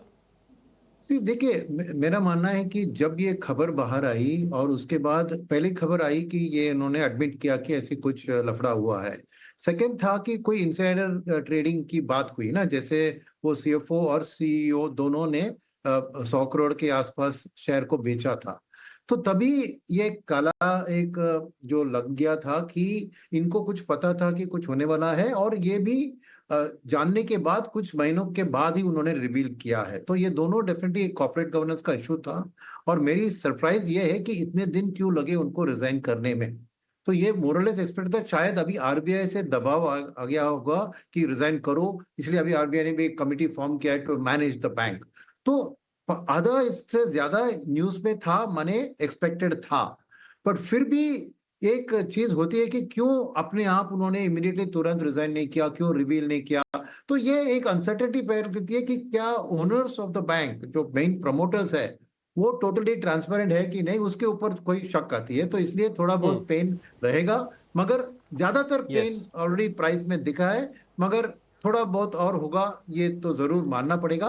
मगर उसके बाद इसमें अपसाइड ही दिख रहा है पेन के बाद, क्योंकि फंडामेंटली बैंक का जो ऑपरेटिंग लेवल है वो ठीक है। ठीक है, ऑपरेशंस ठीक है, पेन काफ़ी हद तक डिस्काउंटेड है। इसके बाद तस्वीर सामने आएगी, यानी कि अंधेरे के बाद रोशनी की उम्मीद है इंडसइंड बैंक में। थोड़ा बहुत आप चाहें तो इस अपॉर्चुनिटी का फ़ायदा ले सकते हैं जिनके पास नहीं है माल या जिनको थोड़े एवरेज करनी है। 10 सेकंड बाद मार्केट खुल जाएगा। आज का सबसे ज़्यादा बढ़ने वाला शेयर बनेगा ट्रेंड। शुरुआत में भारतीय एयरटेल, BEL करीब आधा % ऊपर खुल रहा है। बजाज फाइनेंस, फिनसर्व दोनों में 2-2.5% तक की गिरावट आपको शुरुआत में मिलेगी। एडवांस डिक्लाइन की रेशो आज बराबर के कांटे की टक्कर की आई है और इस बीच बेल रिंग हुई और करीब 60 पॉइंट नीचे गया निफ्टी, 150 पॉइंट नीचे गया बैंक निफ्टी। शुरुआत वैसे बड़ी गंभीर नहीं थी, पहला टिक सेव था, लेकिन उसके बाद ड्रैग कर रहा है मार्केट और ये 24,280 तक तो पहुंच गया। आप ध्यान रखिएगा, मैंने आपको लेवल्स याद करवाए हुए हैं। 24,200 तक आने की प्रोबेबिलिटी हाई है और अगर 24,200 भी ब्रेक हो जाता है तब 200 पॉइंट का और कट लग सकता है मार्केट में टेक्निकली। अगर ये 24,200 ब्रेक नहीं करता तो कुछ ज़्यादा बड़ा डैमेज मार्केट में नहीं माना जाएगा। 250 पॉइंट का नुकसान इस समय देखने को मिल रहा है। विक्स आज थोड़ा और बढ़ा है, शुरुआत में 2 से 2.5%, अब ये करीब 18.25 तक हो चुका है। साफ समझ में आ रहा है कि सैन्य कार्रवाई को मार्केट एक बार देखना चाहता है, इसलिए विक्स को बढ़ाता है। दूसरी बात, आज हमने आपको शुरुआत में कहा था कि रिलायंस इंडस्ट्रीज हो सकता है बड़ा गैप ना करे। रिलायंस इंडस्ट्रीज ऑलमोस्ट इस समय 1 से 1.5 रुपये की गिरावट के साथ है। HDFC बैंक में आज सिर्फ 4 रुपये की बढ़त है। L&T, TCS, इन्फोसिस, HUL, ये भी जरा स्क्रीन पर दिखा दो। 5 6 शेयर आप जरूर चेक करो स्टार्टिंग में, ताकि आपको पता लग पाए कि इन 6 शेयर जो 40% ऑफ द मार्केट कंट्रोल करते हैं, इनकी लीडरशिप क्या कह रही है। कहीं भी एक्स्ट्राऑर्डिनरी कुछ भी होगा ना तो वो हिसाब बेहतर हो सकता है। L&T देखो आज भी ऊपर है और कल भी कैपिटल गुड्स वाले शेयर अच्छे बंद हुए थे, तो मैं उस जगह पर आज जाऊंगा नहीं शॉर्टिंग के लिए। तो ये बात मेरे को पिक्चर क्लियर हो रही है, ठीक है। इस तरह से आपको थोड़ा सा चेक कर लेना चाहिए कि लीडर उसका क्या कह रहा है फिलहाल। एनी हाउ, अब थोड़ा हम और आगे बढ़ जाते हैं। अब अगर आप मार्केट्स में चेक कर रहे होंगे सारी पोजीशंस को, तो मैं जरा जल्दी 1-2 पॉइंट आपके सामने और भी रखता हूँ। लोधा डेवलपर्स करीब 2 से 2.5% ऊपर है। Swiggy, BPCL, Max Healthcare, इन सब में भी आज शुरुआती बढ़त आपको देखने को मिल रही है। इंडसइंड बैंक का मेरे को लग रहा था कि नुकसान करीब 5% तक खिंच जाएगा, लेकिन ऐसा हुआ नहीं। अभी तक तो नुकसान करीब 2 से 2.5% तक कहीं आके रुक गया है। एडवांस डिक्लाइन की रेशो आप देखोगे तो जस्ट उलट हुई है, यानी कि 1300 शेयर आज डिक्लाइन में है। थोड़ी मेहनत करनी पड़ेगी, लेकिन ये भी ठीक ही है कि 24,283 पे। अभी थोड़ा वेट करना, 5-10 मिनट मार्केट का डाटा और मैन्युफैक्चर हो जाने दो, फिर थोड़ा और आपको क्लियर हो पाएगा। आई रिपीट माई सेल्फ, पहला सपोर्ट S1 सपोर्ट 24,200 का है, S2 सपोर्ट 24,000 का है, R1 रेजिस्टेंस 1 24,400 का है और R2 रेजिस्टेंस 2 24,500 का है। तो मैंने लेवल्स आपको बता रखे और ये भी समझा रखा है कि हाँ कैसे काम करना है। फिलहाल थोड़ा वेट एंड वॉच करते हैं। इंडिया विक्स अभी 3% और ऊपर आया हुआ है। अब स्क्रीन पर हीट मैप्स आना शुरू हो जाएंगे, आप उसको जरा नोटिस कर लीजिएगा और देख भी लीजिएगा कि कहाँ कहाँ पे अच्छी स्ट्रेंथ है। हालांकि आज डिफेंस वाले शेयर फिर से चले हैं। आज मझगांव डॉक देखो आप 3% ऊपर है। कोचिन शिपयार्ड ये ऊपर है। आज गार्डन रीच शिप के नाम से कंपनी है, 3-3.5% ऊपर है। मझगांव डॉक ने तो अपना साल का हाई भी टेस्ट किया। तो एक बात हमने आपके सामने और भी रखी थी कि भाई जो डिफेंस वाले शेयर हैं उनको जब तक ये पहलगाम वाली स्टोरी अनफोल्ड नहीं हो जाती, यानी थोड़ी बताई नहीं जाती है, तब तक आप इससे बाहर मत निकालना। इसमें पारस डिफेंस भी है जो करीब 6% आज ऊपर है।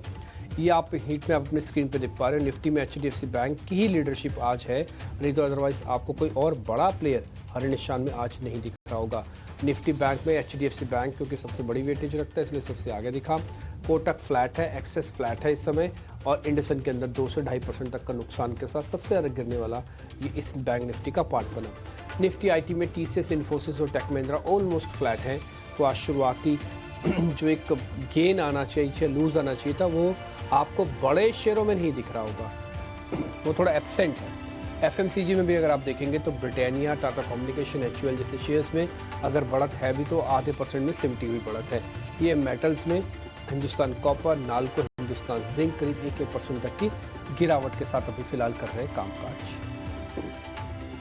तो मार्केट के अंदर अभी भी आपको थोड़ा वेट एंड वॉच करना है। देखो बैंक निफ्टी ने with the help of HDFC bank की 1% की जो बढ़त आई है अपने लॉसेस को कंट्रोल कर दिया। तो ये 55,000 अभी 300 पे है। आज का जो लो लगा है वो 55,093 का है। अगर आप हमारी बात सुन रहे होंगे तो आपको हमने पहले बताया था कि पहला सपोर्ट बैंक निफ्टी का वो 55,000 है, दूसरा सपोर्ट 54,800 का था। तो पहले सपोर्ट पे ही यानी कि S1 पे ही मार्केट ने रोका और ऊपर आ गया।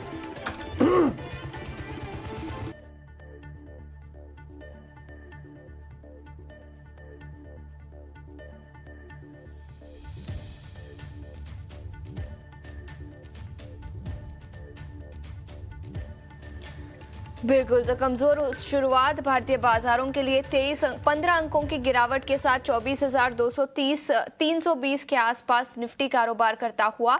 वही निफ्टी बैंक में भी करीब 30 अंकों की गिरावट आज के सत्र में दिखी है। सनी, सबसे पहले आपसे पूछना चाहूंगी, कमजोर शुरुआत तो नहीं करेंगे, लेकिन सुस्त शुरुआत के बाद अब इंडेक्स लेवल पर आपकी किस तरह की रणनीति होगी? या आई थिंक जब तक ये पहलगाम वाला जो इशू है वो रिजॉल्व नहीं हो जाता, मुझे लगता है कि थोड़ा सा सेंटीमेंट वीक ही रहेगा मार्केट में। कहीं ना कहीं मार्केट को एक थोड़ी सी नर्वसनेस डेफिनेटली है कि आगे जाकर to what extent this matter can escalate, और उसके चलते कहीं ना कहीं थोड़ा सा एक सेंटीमेंट हावी। और अगर आप क्वार्टरली नंबर्स भी ट्रैक करेंगे तो kind of mix bag number आ रहे हैं। कुछ कंपनियां बहुत अच्छे नतीजे रिपोर्ट कर रही हैं, तो कुछ कहीं ना कहीं थोड़े से डिसअपॉइंटमेंट है। और eight the same time commentary कोई बहुत ज्यादा एक्साइटिंग कमेंट्री हमने कंपनीज की ओर से आते हुए देखी नहीं है। तो कहीं ना कहीं ग्लोबल बिजनेस एनवायरनमेंट भी थोड़ा अनसर्टन बना हुआ है। तो मुझे लगता है कि rather than focusing on index, I think stock specific या सेक्टर स्पेसिफिक अप्रोच रखना चाहिए मार्केट में। केस इन पॉइंट जैसे सिलेक्टिव प्राइवेट बैंक जो है, जहाँ काफी अच्छे नतीजे आए हैं, जैसे आईसीआईसीआई बैंक और for that matter HDFC bank. आज फेडरल बैंक के नतीजे, वहां भी मुझे उम्मीद है कि अच्छे नतीजे आएंगे। तो ऐसे कुछ बैंक पर हमारा फोकस बना रहना चाहिए। हॉस्पिटल सेक्टर में हमें उम्मीद है कि काफी अच्छे नतीजे ये क्वार्टर में पेश हो सकते हैं। तो जैसे Max Healthcare can be on radar from an hospital sector. Within auto again, जिस तरह से मारुति के वीक सेट ऑफ नंबर आए, मुझे लगता है कि Mahindra and Mahindra can be relatively outlier with in an auto space. TVS motor के नतीजे हमने देखे, काफी स्ट्रॉन्ग सेट ऑफ नतीजे टीवीएस मोटर की ओर से आते हुए देखे हमने। एट द सेम टाइम जो पावर फाइनेंस कंपनीज है जैसे पीएफसी, आरईसी, हमें उम्मीद है कि वहां भी नतीजे अच्छे आएंगे, और उसी के चलते वहां थोड़ा सा हमारा व्यू कंस्ट्रक्टिव रहेगा। तो पावर फाइनेंसर्स, हॉस्पिटल्स और बैंक्स, इन सेक्टर्स पर आपका नजरिया पॉजिटिव। फंडामेंटल्स के लिहाज से आपको लगता है कि ये कुछ सेक्टर्स है जो अच्छे खासे आउट परफॉर्म करते हुए नजर आएंगे। लेकिन इस बीच हमारे साथ आदित्य अरोरा भी जुड़ चुके हैं और राजेश पालविया भी जुड़ चुके हैं। जेंटलमैन, शुक्रिया समय निकालकर आज ईटी नाउ स्वदेश पर हमारे साथ जुड़ने के लिए। आदित्य, सबसे पहले आपसे पूछना चाहूंगी, ओपनिंग ट्रेडिंग कॉल्स आज आपके कौन से होंगे? To you and to everyone happy Akshaya Tritiya. उम्मीद करते हैं कि नए दिन की शुरुआत या नए महीने की शुरुआत अच्छी हो, क्योंकि काफ़ी वॉलेटाइल समय चलता आया है रिसेंटली। ऑल्दो ये जो पहलगाम न्यूज़ है, इसके चलते जो क्रॉस बॉर्डर टेंशन है, इसके चलते मुझे लगता है कि बाजार में थोड़ी सी अनसर्टेनिटी बनी रह सकती है। इसके चलते निफ्टी में बेरिश ट्रेड ले सकते हैं। अभी निफ्टी स्पॉट चल रहा है 24,329। आज का सपोर्ट अगर ब्रेक होता है तो एक बेरिश व्यू ले सकते हैं। आज का जो लो है 24,270, अगर ये ब्रेक होता है तो एक यहाँ से मंदी का व्यू लेना चाहिए। स्टॉप लॉस लगाना चाहिए 24,340 का, और टारगेट रहेंगे 24,200 से लेके 24,150 के। आपने अपने स्टॉक स्पेसिफिक ओपनिंग ट्रेड्स बताएं। स्टॉक स्पेसिफिक ओपनिंग ट्रेड्स की अगर हम बात करें तो मुझे लगता है कि अदानी ग्रुप ऑफ स्टॉक्स में काफ़ी अच्छा ट्रैक्शन काफ़ी दिन से देखने को मिल रहा है, और आज अपने इम्पोर्टेंट सपोर्ट को स्टॉक टेस्ट करके एक बाउंस बैक दे रहा है। तो अदानी एंटरप्राइज को बाय कर सकते हैं 2326 में। यहाँ पे स्टॉप लॉस रहेगा 2300 का, और ऊपर की साइड टारगेट रहेंगे 2350 से लेके 2375 के। ओके, अदानी एंटरप्राइजेस पर इस वक्त आदित्य का फोकस है। Thanks for that opening trade Aditya. Happy Akshaya Tritiya to you as well. Rajesh ji भी हमारे साथ। राजेश जी, अक्षय तृतीया की आपको ढेरों शुभकामनाएं। गुड मॉर्निंग टू यू, स्वागत है आपका ईटी नाउ स्वदेश पर। बताइए आपकी तरफ से ओपनिंग ट्रेड्स क्या होंगे? गुड मॉर्निंग मानसी जी, गुड मॉर्निंग एवरीवन, और अक्षय बहुत बहुत शुभकामनाएं। पहला स्टॉक आ रहा है वो टोरेंट फार्मा। यहाँ पे अगर फॉलिंग ट्रेंड लाइन का ब्रेकआउट वीकली चार्ट आते हुए है, और जिस तरीके के यहाँ पे बने हैं टोरेंट फार्मा मोमेंटम 420 450 बढ़ते हुए दिख सकते हैं। तो यहाँ पे सत्तर है कि लॉस ऑफ 30 10 का रखेंगे। वो जो दूसरा स्टॉक हमें पसंद आ रहा है ऑटोमोबाइल स्पेस, उसमें हमें लगता है कि महिंद्रा को यहाँ पे फोकस में रखा जा सकता है। यहाँ पे तो जिस तरह से टॉप 2900 राजेश जी, फिर से एक बार आपको जोड़ने की कोशिश करेंगे। तकनीकी दिक्कत है, आपकी आवाज़ हम तक पहुंच नहीं पा रही है। लेकिन टोरेंट फार्मा पर राजेश जी का नज़रिया, उनसे उनके ट्रेड्स फिर से एक बार समझने की कोशिश होगी जैसे ही वो वापस हमसे जुड़ते हैं। लेकिन इस बीच अगर मार्केट को देखेंगे, रियल एस्टेट, फार्मा, एफएमसीजी और आईटी सेक्टर, ये 4 स्पेसेस हैं जहां पर इस वक्त हम देख रहे हैं मोमेंटम बिल्टअप होता हुआ, या यूं कहें बाजार के लिए सपोर्ट यहां से आता हुआ। रियल एस्टेट यहां पर सबसे आगे खड़ा, वहीं फार्मा, एफएमसीजी और आईटी में भी मोमेंटम के साथ कह सकते हैं कि हल्की फुल्की ही सही लेकिन खरीदारी जरूर देखने को मिली है। इसके सामने अगर आप देखेंगे financial services, metal, energy, auto, PSU bank, space, ये सारे के सारे सेक्टर्स में गिरावट हावी होती हुई बिकवाली का दबाव देखने को मिला है। लेकिन नतीजों की ही अगर बात करें, इंडिया मार्ट, इंटरमेश के नंबर्स आए थे बाजार खुलने से पहले, हमने आपको संकेत दिए थे, कहा था पॉजिटिव सेट ऑफ नंबर्स का इम्पैक्ट इंडिया मार्ट, इंटरमेश के स्टॉक प्राइस में नजर आ सकता है, जो कि नजर आ भी रहा है। ऑलमोस्ट 2.5% गेंस के साथ हमने तेजी देखी। थोड़ी सी प्रॉफिट बुकिंग भी वहां से हो रही है, 2386 के लेवल्स। आदित्य, रेवेन्यू के फ्रंट पर नतीजे काफी अच्छे रहे, 13% के hikes on year on year basis देखने को मिले, मार्जिन्स में इजाफा, और साथ ही मुनाफे के फ्रंट पर तो आंकड़ा काफी दमदार, 81% की बढ़ोतरी सालाना आधार पर कंपनी ने पोस्ट की है। पॉजिटिव सेट और 2% की तेजी के साथ ये स्टॉक इस वक्त ट्रेड करता हुआ।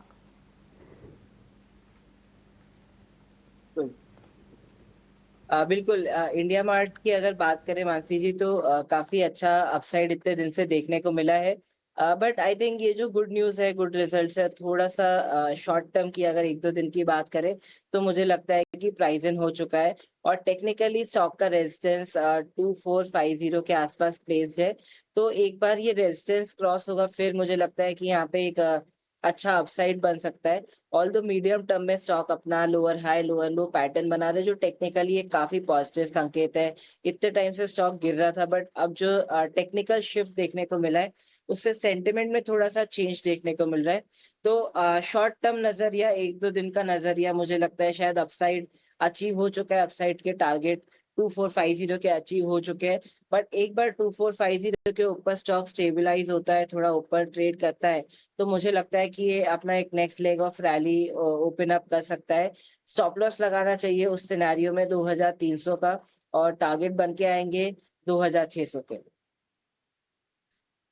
इंडिया मार्ट पर ये एक टेक इस वक्त हमें मिलता हुआ, और इस बीच सुनील सुब्रमण्यम सर अब भी हमारे साथ मौजूद हैं। Sunil sir, good morning to you, and Mansi this side. Sir, happy Akshaya Tritiya. IT sector पर आपका टेक मैं समझना चाहूँगी, बिकॉज मैच्योर बिजनेस नज़र आ रहे हैं, ग्लोबल कनेक्ट के साथ बिल्कुल जुड़ा हुआ है ये सेक्टर। लेकिन इन दिनों अगर आप देखें, आईटी फाइनली हम कह सकते हैं वैल्यू बाइंग टेरिटरी की तरफ बढ़ता हुआ, या यूं कहें कि करेक्शन का फेज मानो धीमे धीमे कम हो रहा है।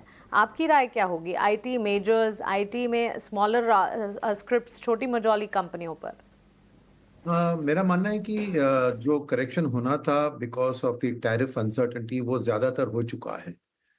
जैसे आप कह रहे हैं कि ये डिस्काउंटेड लग रहा है प्राइस में, और फॉल्स भी नीचे कम हो रहे हैं। और इसका कारण ये है कि क्योंकि अभी टैरिफ की साइड में पॉजिटिव खबरें आना शुरू हो गई है कि ट्रम्प भी बहुत प्रैग्मेटिक अप्रोच ले रहे हैं। बस वो 90 डे पॉज तो आया था, बट उसके अलावा ऑटो कॉम्पोनेंट्स में भी उन्होंने कुछ राहत दिया। चीन के बारे में उनकी साइड से बातचीत हो रही है, कह कर रहा है, दो चीन उसको डिनाई कर रही है। मगर ओवरऑल एक जो स्टांस बहुत एक्सट्रीम था, वो अभी मॉडरेटेड लग रहा है मिस्टर ट्रम्प का। और इंडिया का भी अब देख रहे हैं सिचुएशन कि ट्रेड टॉक्स का मिस्टर ट्रम्प ने कल बयान दिया था कि अच्छे प्रोग्रेस हो रहे हैं। तो बहुत ही जल्द कुछ अच्छी खबर उधर आएगी, तो डेफिनेटली वहां पे जो भी कुछ भी नेगेटिव आईटी सेक्टर के लिए था मन में, वो भी निकलेगी एज फार एज सर्विसेज, यानी कोई टैरिफ वैरिफ कुछ लगेगी नहीं। और अगर अमेरिका की कंपनियों के ऊपर ट्रम्प भी थोड़ा एक प्रैग्मेटिक अप्रोच ले रहे हैं, तो उतनी जो बिजनेस का एक डाउन ट्रेन जो पहले दिख रहा था आईटी के कारण, वो शायद अब उतना नहीं होगा।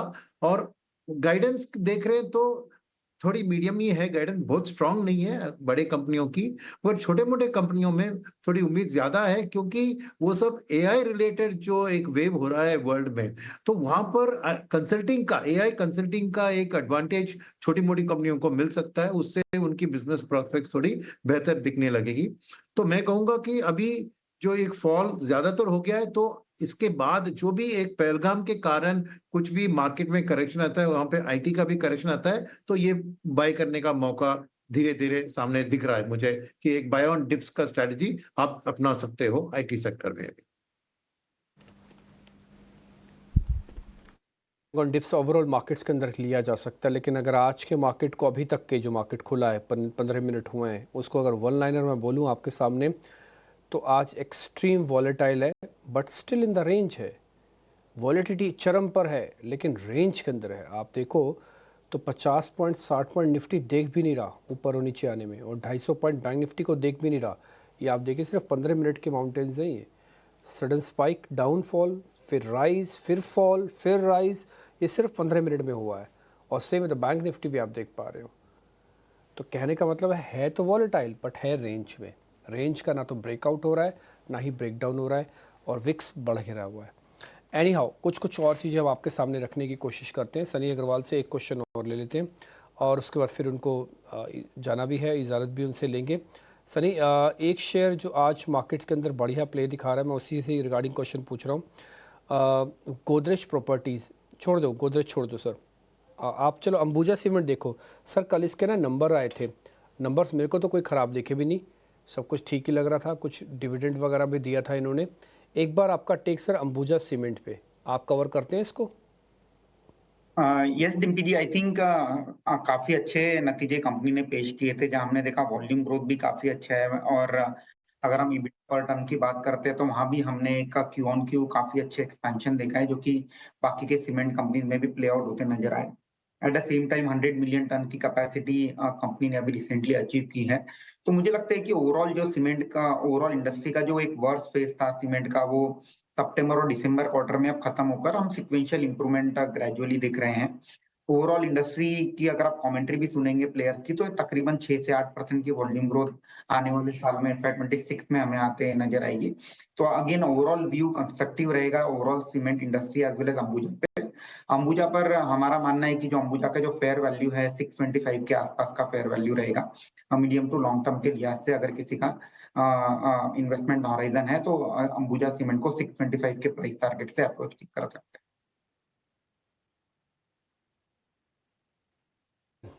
सनी बहुत बहुत शुक्रिया, थैंक यू वेरी मच। आज आपने टाइम निकाला हमारे लिए, इसके लिए बहुत बहुत शुक्रिया, thank you very much. Rajesh Palviya इस बीच हमारे साथ जुड़ गए हैं, उनसे जरा होगी बातचीत, उनसे होगी जरा बातचीत। इंडिया विक्स अभी भी 3% ऊपर। राजेश सर, ना बाजार चल रहा है ना गिर रहा है। कल फिर से छुट्टी है महाराष्ट्र डे के कारण मार्केट्स की। लग रहा है पूरा हफ्ता इसी चीज़ में निकल जाएगा जब तक कोई बड़ी कार्रवाई नहीं होती है। एक बार आपका टेक सर।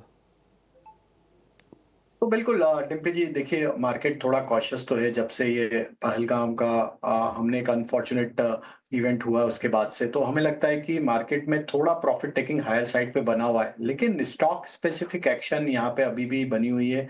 इंडेक्स थोड़ा कंसोलिडेट होते हुए दिख रहे हैं। तो हमें लगता है थोड़ा सा यहाँ पे जो आज रिएक्शन देखने को मिला, मेजर रिएक्शन, वो बैंकिंग एंड फाइनेंशियल पे, वो सेक्टर ऑलरेडी काफी बड़ा रनअप ऑलरेडी कर चुका था, तो वहां थोड़ी प्रॉफिट टेकिंग होते हुए दिख रही है। बट अगर हम देखें तो ओवरऑल स्ट्रक्चर तो अभी भी बुलिश है मार्केट का। बाय ऑन डिप्स की रणनीति रहेगी। जरूर एक यहाँ पे हमारा कल ट्रेडिंग हॉलीडे है, तो थोड़ा सा यहाँ पे आज वापस हायर साइड पे हमें लगता है वीकली एक्सपायरी भी है निफ्टी की, तो थोड़ा प्रॉफिट टेकिंग हायर साइड पे बन सकता है। बट निफ्टी का इंडिविजुअल स्ट्रक्चर देखें तो जब तक हम 24,300 के नीचे डिसाइसिवली नहीं फिसलते हैं, तो यहाँ पे हमें लगता है एक रेंज में ट्रेड होता हुआ देखने को मिलेगा थ्रू आउट द डे।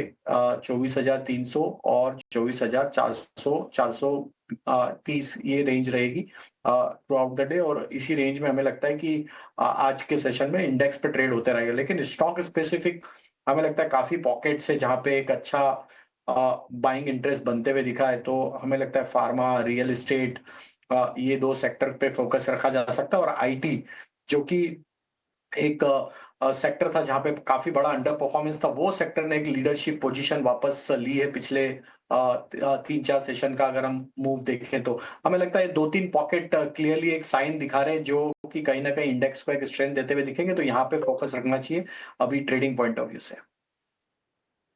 के लिहाज से कुछ सेक्टर्स जहां पर आपको अपनी नजर रखनी चाहिए, लेकिन राजेश जी आपके स्टॉक स्पेसिफिक आइडियाज आप पहले हमें बता रहे थे लेकिन हम आपको सुन नहीं पाए। स्टॉक स्पेसिफिक आइडियाज आज के सत्र के लिए कौन से होंगे, ओपनिंग ट्रेड आपके? तो आई थिंक जैसा मैंने बताया फार्मा स्पेस पे हमारा फोकस है और टोरेंट फार्मा हमारे बाइंग लिस्ट में है।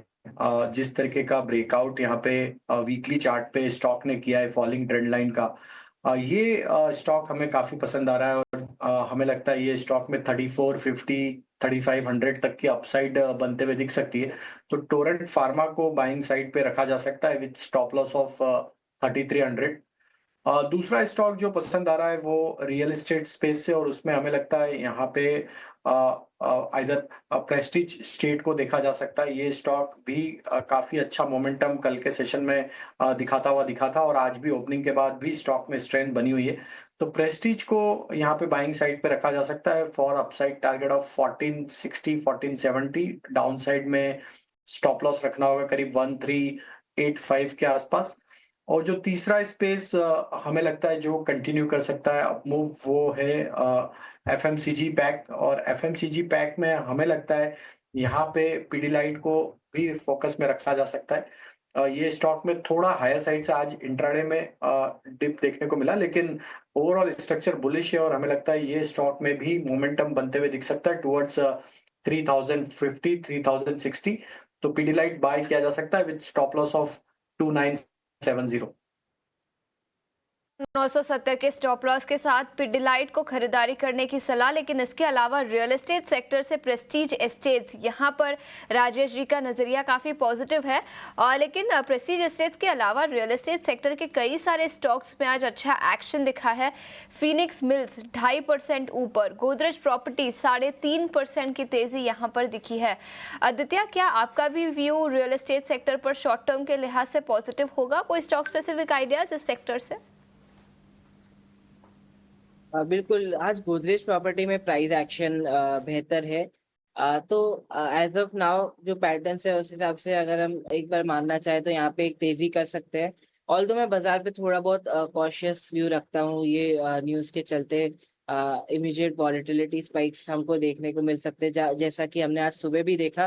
बट अभी के पैटर्न्स के हिसाब से गोदरेज प्रॉपर्टी में एक बुलिश स्ट्रक्चर है, तो यहाँ पे एक तेजी का व्यू बना सकते हैं। 2174 में बुलिश व्यू है, स्टॉप लॉस लगाना चाहिए 2080 का और टारगेट रहेंगे यहाँ पे 2260 से लेके 2280 तक।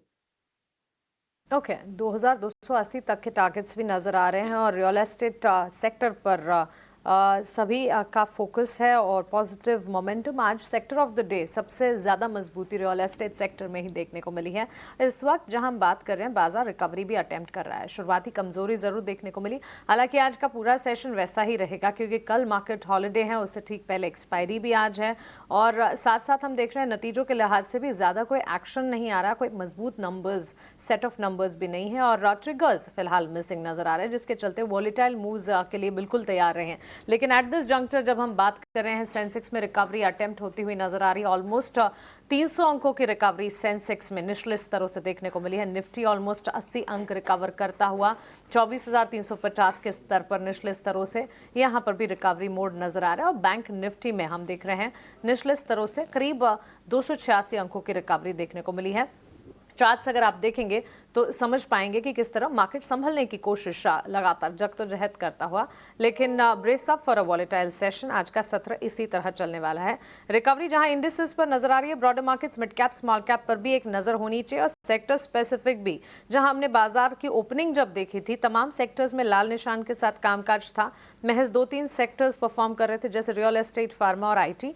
इस वक्त जहां रिकवरी मार्केट में नजर आ रही है real estate, pharma, FMCG, metal, IT, energy, ये सारे के सारे सेक्टर्स हरे निशान की तरफ बदलते हुए महज पीएसयू बैंक और ऑटो के खेमे में हम देख रहे हैं बिकवाली का दबाव, यानी कि बैंक्स एंड फाइनेंशियल्स ने आज बैकसीट ली है और ऑटो सेक्टर में भी हम देख रहे हैं कुछ हद तक बिकवाली देखने को मिली है।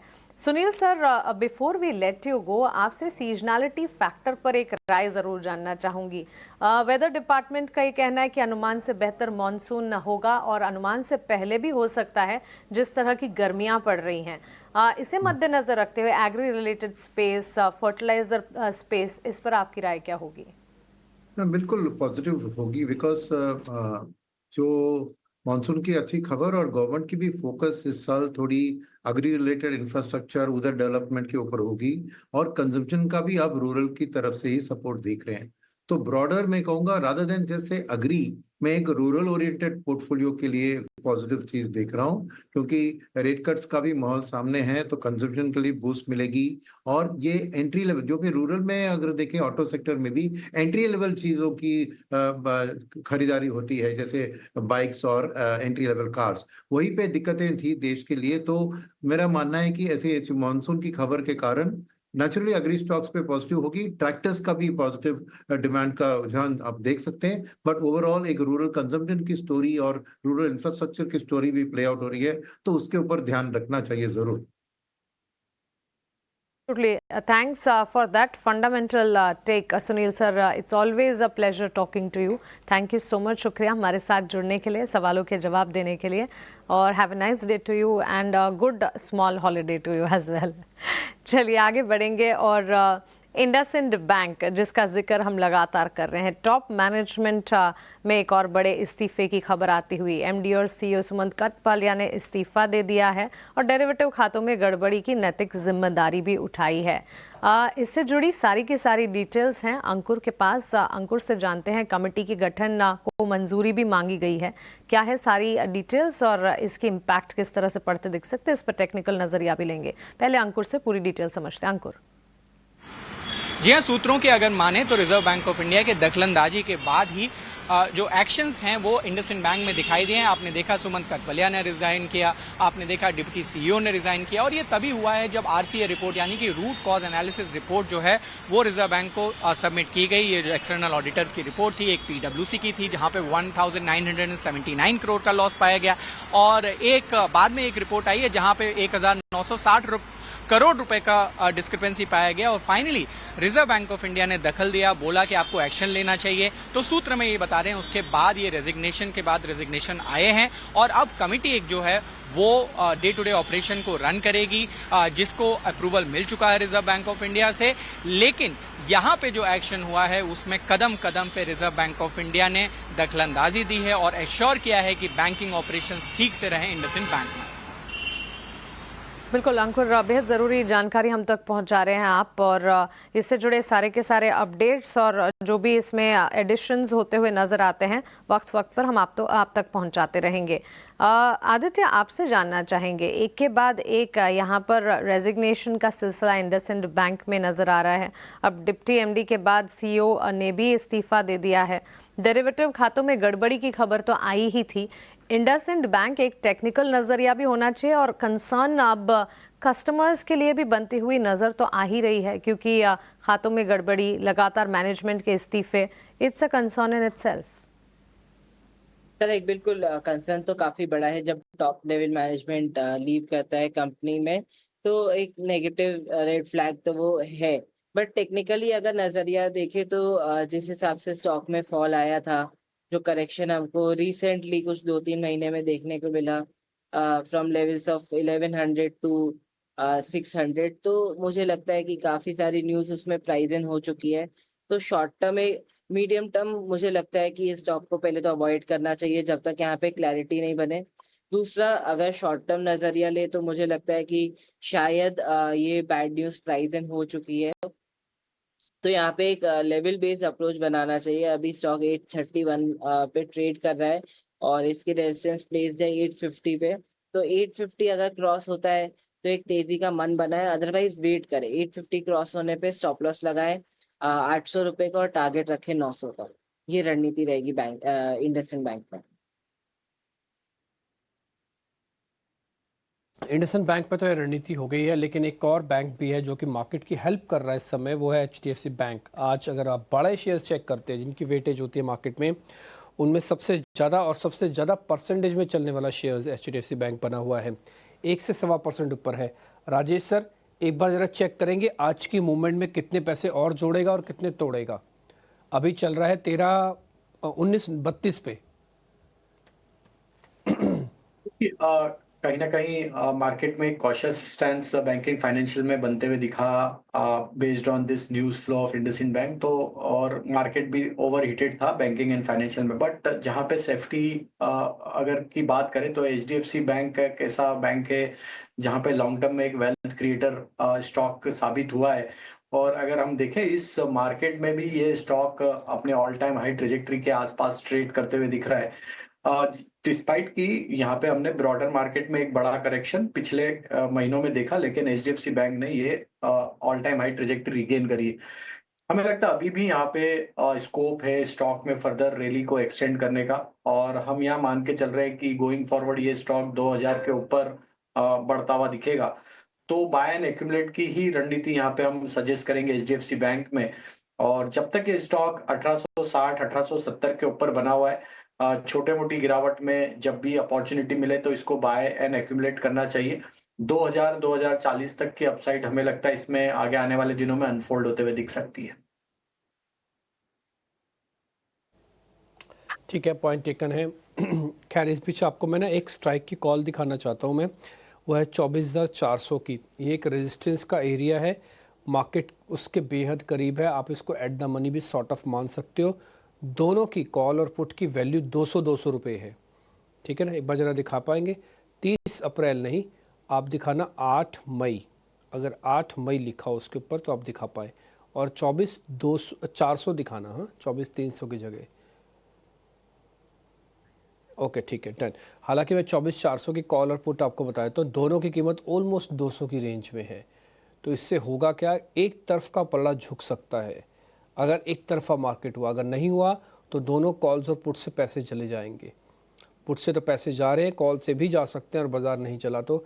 और आज आप फ़र्क और डाइवर्जेंस, विक्स, ये सब कुछ अपनी स्क्रीन पर अपने आप ही देख रहे होंगे। खैर एनी हाउ, जहाँ पे थोड़ी पोजीशंस ज़्यादा अच्छे से क्लियर है मैं वो भी आपके सामने रख देता हूँ।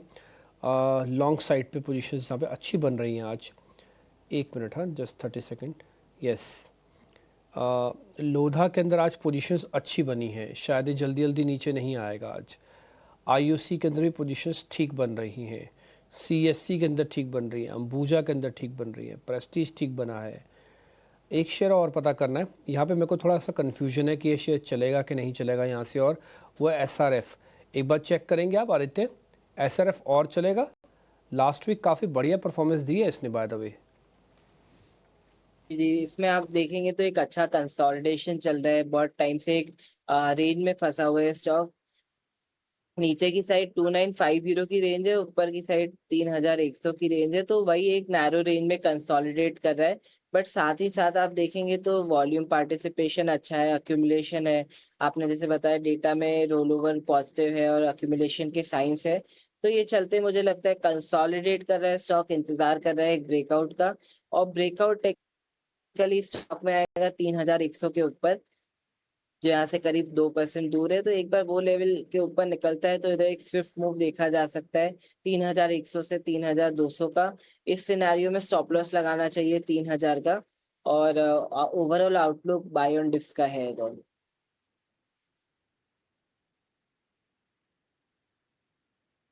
तो ये एक SRF पे आपकी रिकमेंडेशन मिल गई है। बाज़ार को आज नीचे नहीं जाना, अगर जाना होता ना तो उसको जो सुबह सुबह मौका मिला था ना उसको ड्रैग करके ले जाता। हालांकि मैं इस पक्ष में अभी भी नहीं हूँ, क्योंकि जब तक ये 24,400 500 के रेजिस्टेंस को ब्रेक नहीं करेगा तब तक मैं बाय में भी नहीं आऊँगा। लेकिन फ़िलहाल ये है कि ये बात, मैसेज बहुत लाउड एंड क्लियर है मार्केट का कि वो ज़्यादा नीचे नहीं जाना चाहता। अब आप देखो थोड़ा कूल ऑफ विक्स को भी कर रहा है, वो 3-3.5% ऊपर था विक्स, अब सिर्फ 1% रह गया। 1 मिनट के लिए जरा एडवांस डिक्लाइन की रेशो और दिखाना स्क्रीन पर। एडवांस डिक्लाइन की रेशो सुबह ख़राब थी जब मार्केट की ओपनिंग हुई थी, NSE के शेयर ऑलमोस्ट आधे हो गए थे। अभी एक बार की सिचुएशन क्या, एक बार वो भी जरा दिखा दीजिए। यस, F&O में तो पोजीशंस बेहतर हुई है, NSE में अभी भी डिक्लाइंस की संख्या ज़्यादा है, ये 14 वर्सेस 800 है। 14 वर्सेस 8 और वहाँ पे 18 वर्सेस 11 हैं।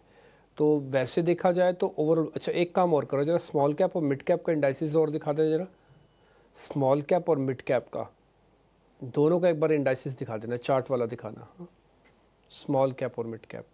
ओके ठीक है, और स्मॉल मिड कैप का भी दिखा दीजिए, डन ठीक है।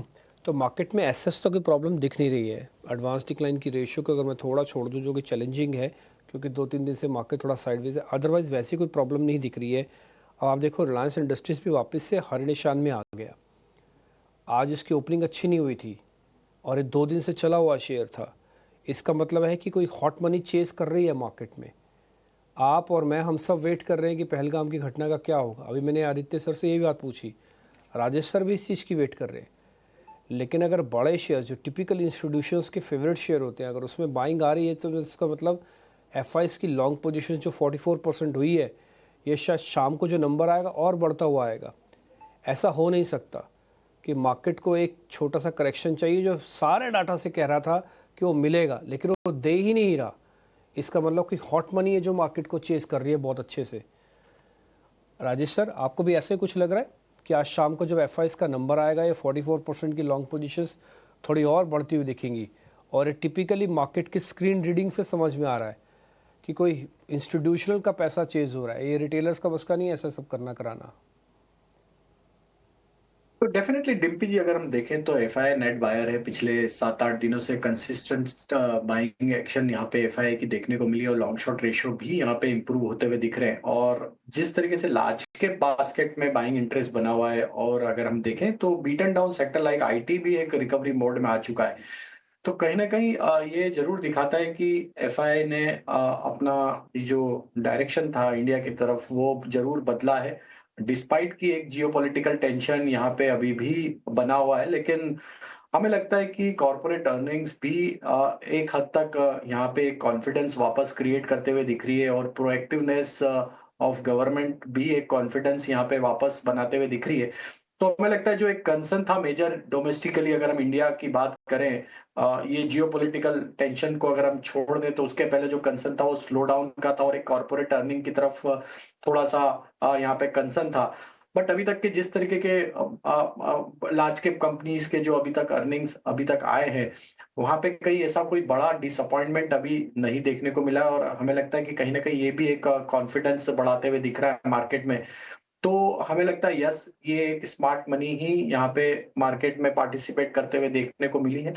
और लार्ज के बास्केट जब तक होल्ड आउट कर रहा है और निफ्टी हमें लगता है जब तक 24,300 24,200 के नीचे नहीं फिसलता है तो ये क्लियरली एक साइन है कि यहाँ पे मार्केट में स्ट्रेंथ बनी रहेगी और छोटे मोटे डिप में वापस हमें बाइंग इंटरेस्ट बनता हुआ रहेगा।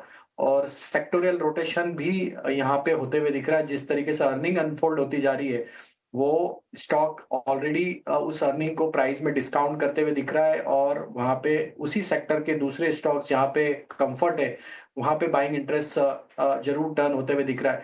तो हमें लगता है कि थोड़ा स्मार्टली प्ले करना होगा मार्केट में, स्टॉक स्पेसिफिक आपको अप्रोच रखनी होगी। इंडेक्स में थोड़ा रेंज बाउंड रहेगा बट स्ट्रेंथ यहाँ पे बनी हुई रहेगी मार्केट में।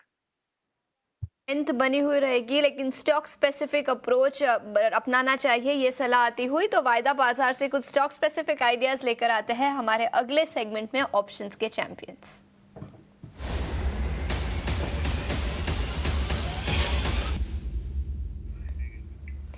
और इस घंटे का ऑप्शन का चैंपियन बताने के लिए हमारे साथ रेलिगेयर ब्रोकिंग के अजित मिश्रा जुड़ चुके हैं। अजित जी बहुत बहुत शुक्रिया, गुड मॉर्निंग। बताएं स्टॉक स्पेसिफिक आइडिया आज वायदा बाजार से कौन सा होगा? शुक्रिया शीशा। तो देखिए यहाँ पे जिस तरीके से हम देख रहे हैं कि रेट सेंसिटिव्स ने लीड किया है इस पूरी रैली में और अब बैंकिंग और फाइनेंशियल्स के बाद ऑटो और रियलिटी में भी अब थोड़ा सा ट्रैक्शन देखने को मिल रहा है। मुझे लगता है कि नेक्स्ट जिस तरीके से अब रोटेशनल देखने को मिल रही है ऑटो काउंटर्स में से जो कि साइड लाइन्स पे थे या फिर जो बेस बना रहे थे उनमें से एक ऐसा नाम मारुति का काफ़ी मेजर कंसोलिडेशन ये स्टॉक देख चुका है और काफ़ी अच्छे बेस फॉर्मेशन के बाद अब ये लग रहा है कि यहाँ से तैयार है एक फ्रेश अप मूव के लिए।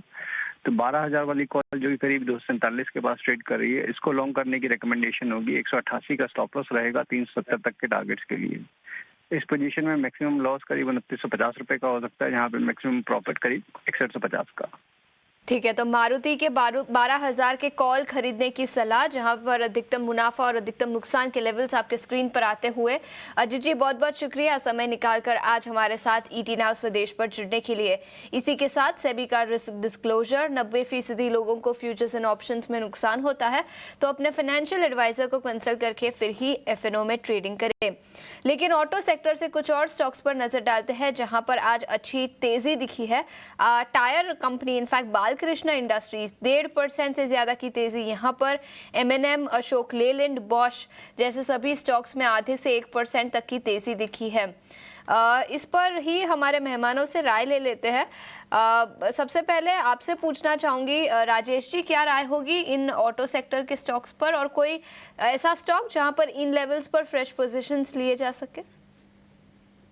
तो आशीषा, बिल्कुल ऑटोमोबाइल को भी हम ट्रैक कर रहे हैं क्लोजली, और जिस तरीके के साइन ऑटोमोबाइल स्टॉक्स में बनते हुए दिखे हैं, हमें लगता है ये एक सेक्टर है जहाँ पे फोकस में रखा जा सकता है। और गोइंग फॉरवर्ड हमें लगता है कि यहाँ पे एक अच्छी अपमूव यहाँ पे बनते हुए दिख सकते हैं। जो स्टॉक हमारे रडार पे है उसमें महिंद्रा एंड महिंद्रा हमें यहाँ पे काफी पसंद आ रहा है। स्टॉक को देखें तो 100 डे 200 डे मूविंग एवरेज को होल्ड आउट करते हुए दिख रहा है पिछले 3-4 सेशन से।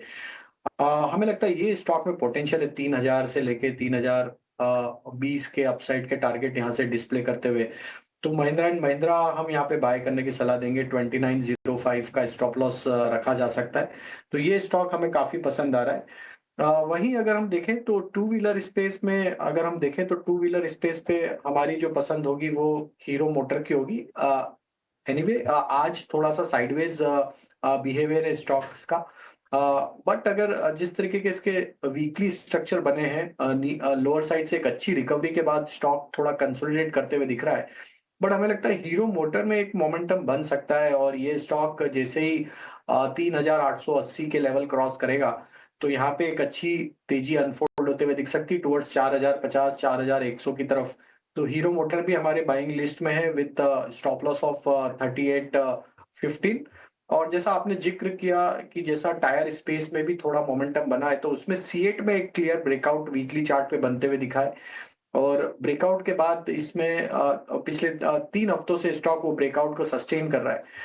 हमें लगता है C8 में ये मोमेंटम एक्सटेंड होते हुए दिख सकता है टुवर्ड्स 3250 3300 की तरफ। तो यहाँ पे भी बाइंग साइड पे रखा जा सकता है विद स्टॉप लॉस ऑफ 3100।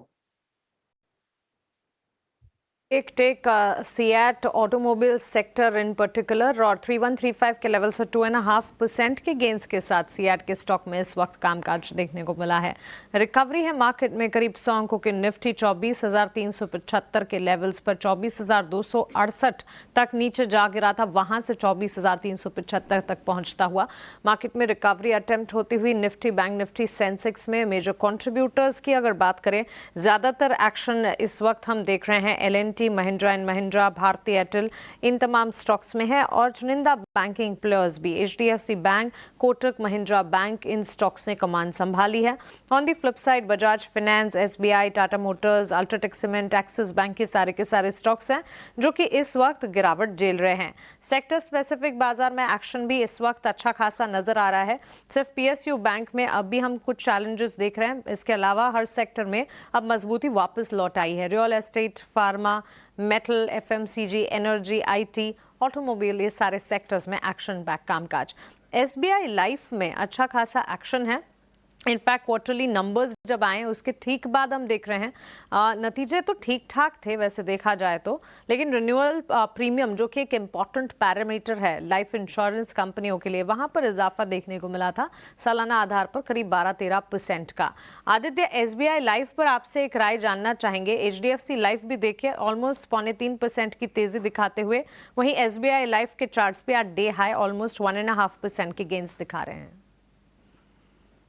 देखिए, आपने एकदम सही पकड़ा। Insurance space one of the most buzzing space है अभी, और ये प्रॉपर वॉल्यूम के साथ भी बैक्ड है, और जो इतने टाइम से एक अंडर परफॉर्मेंस था वो एक रिवर्स होता हुआ दिख रहा है। तो मुझे लगता है इधर एक अच्छा मीन रिवर्शन ट्रेड बनता है from underperformance to outperformance. और टेक्निकली आप देखेंगे तो हाई लो पैटर्न्स बन रहे हैं, इंपॉर्टेंट मूविंग एवरेज के ऊपर ट्रेड कर रहे हैं। पूरा इंश्योरेंस स्पेस में ये आपको देखने को मिलेगा। तो एक थोड़ा सा लंबी अवधि का व्यू बनाए या थोड़ा मीडियम टर्म व्यू बनाए तो मुझे लगता है कि एसबीआई लाइफ में एक तेजी का व्यू बनाना चाहिए। अभी स्टॉक ट्रेड कर रहा है 1747, यहाँ से एक तेजी का व्यू बना है। स्टॉप लॉस रखे 1570 का, और इसमें जो टारगेट बन के आएंगे वो आएंगे 2000 से लेके 2100। तो एसबीआई लाइफ, एचडीएफसी लाइफ दोनों पे काफी पॉजिटिव नजरिया है। अगर पोजीशन है इसे बिल्कुल इंटैक्ट रखे, मजबूती है दिन के उच्चतम स्तर पर दोनों स्टॉक्स इस वक्त ट्रेड करते हुए। राजेश जी, आदित्य जी, बहुत शुक्रिया आपका हमारे साथ जुड़ने के लिए और बाजार पर अपनी राय, साथ ही स्टॉक स्पेसिफिक अपने रिकमेंडेशन हमारे साथ शेयर करने के लिए। Thank you so much.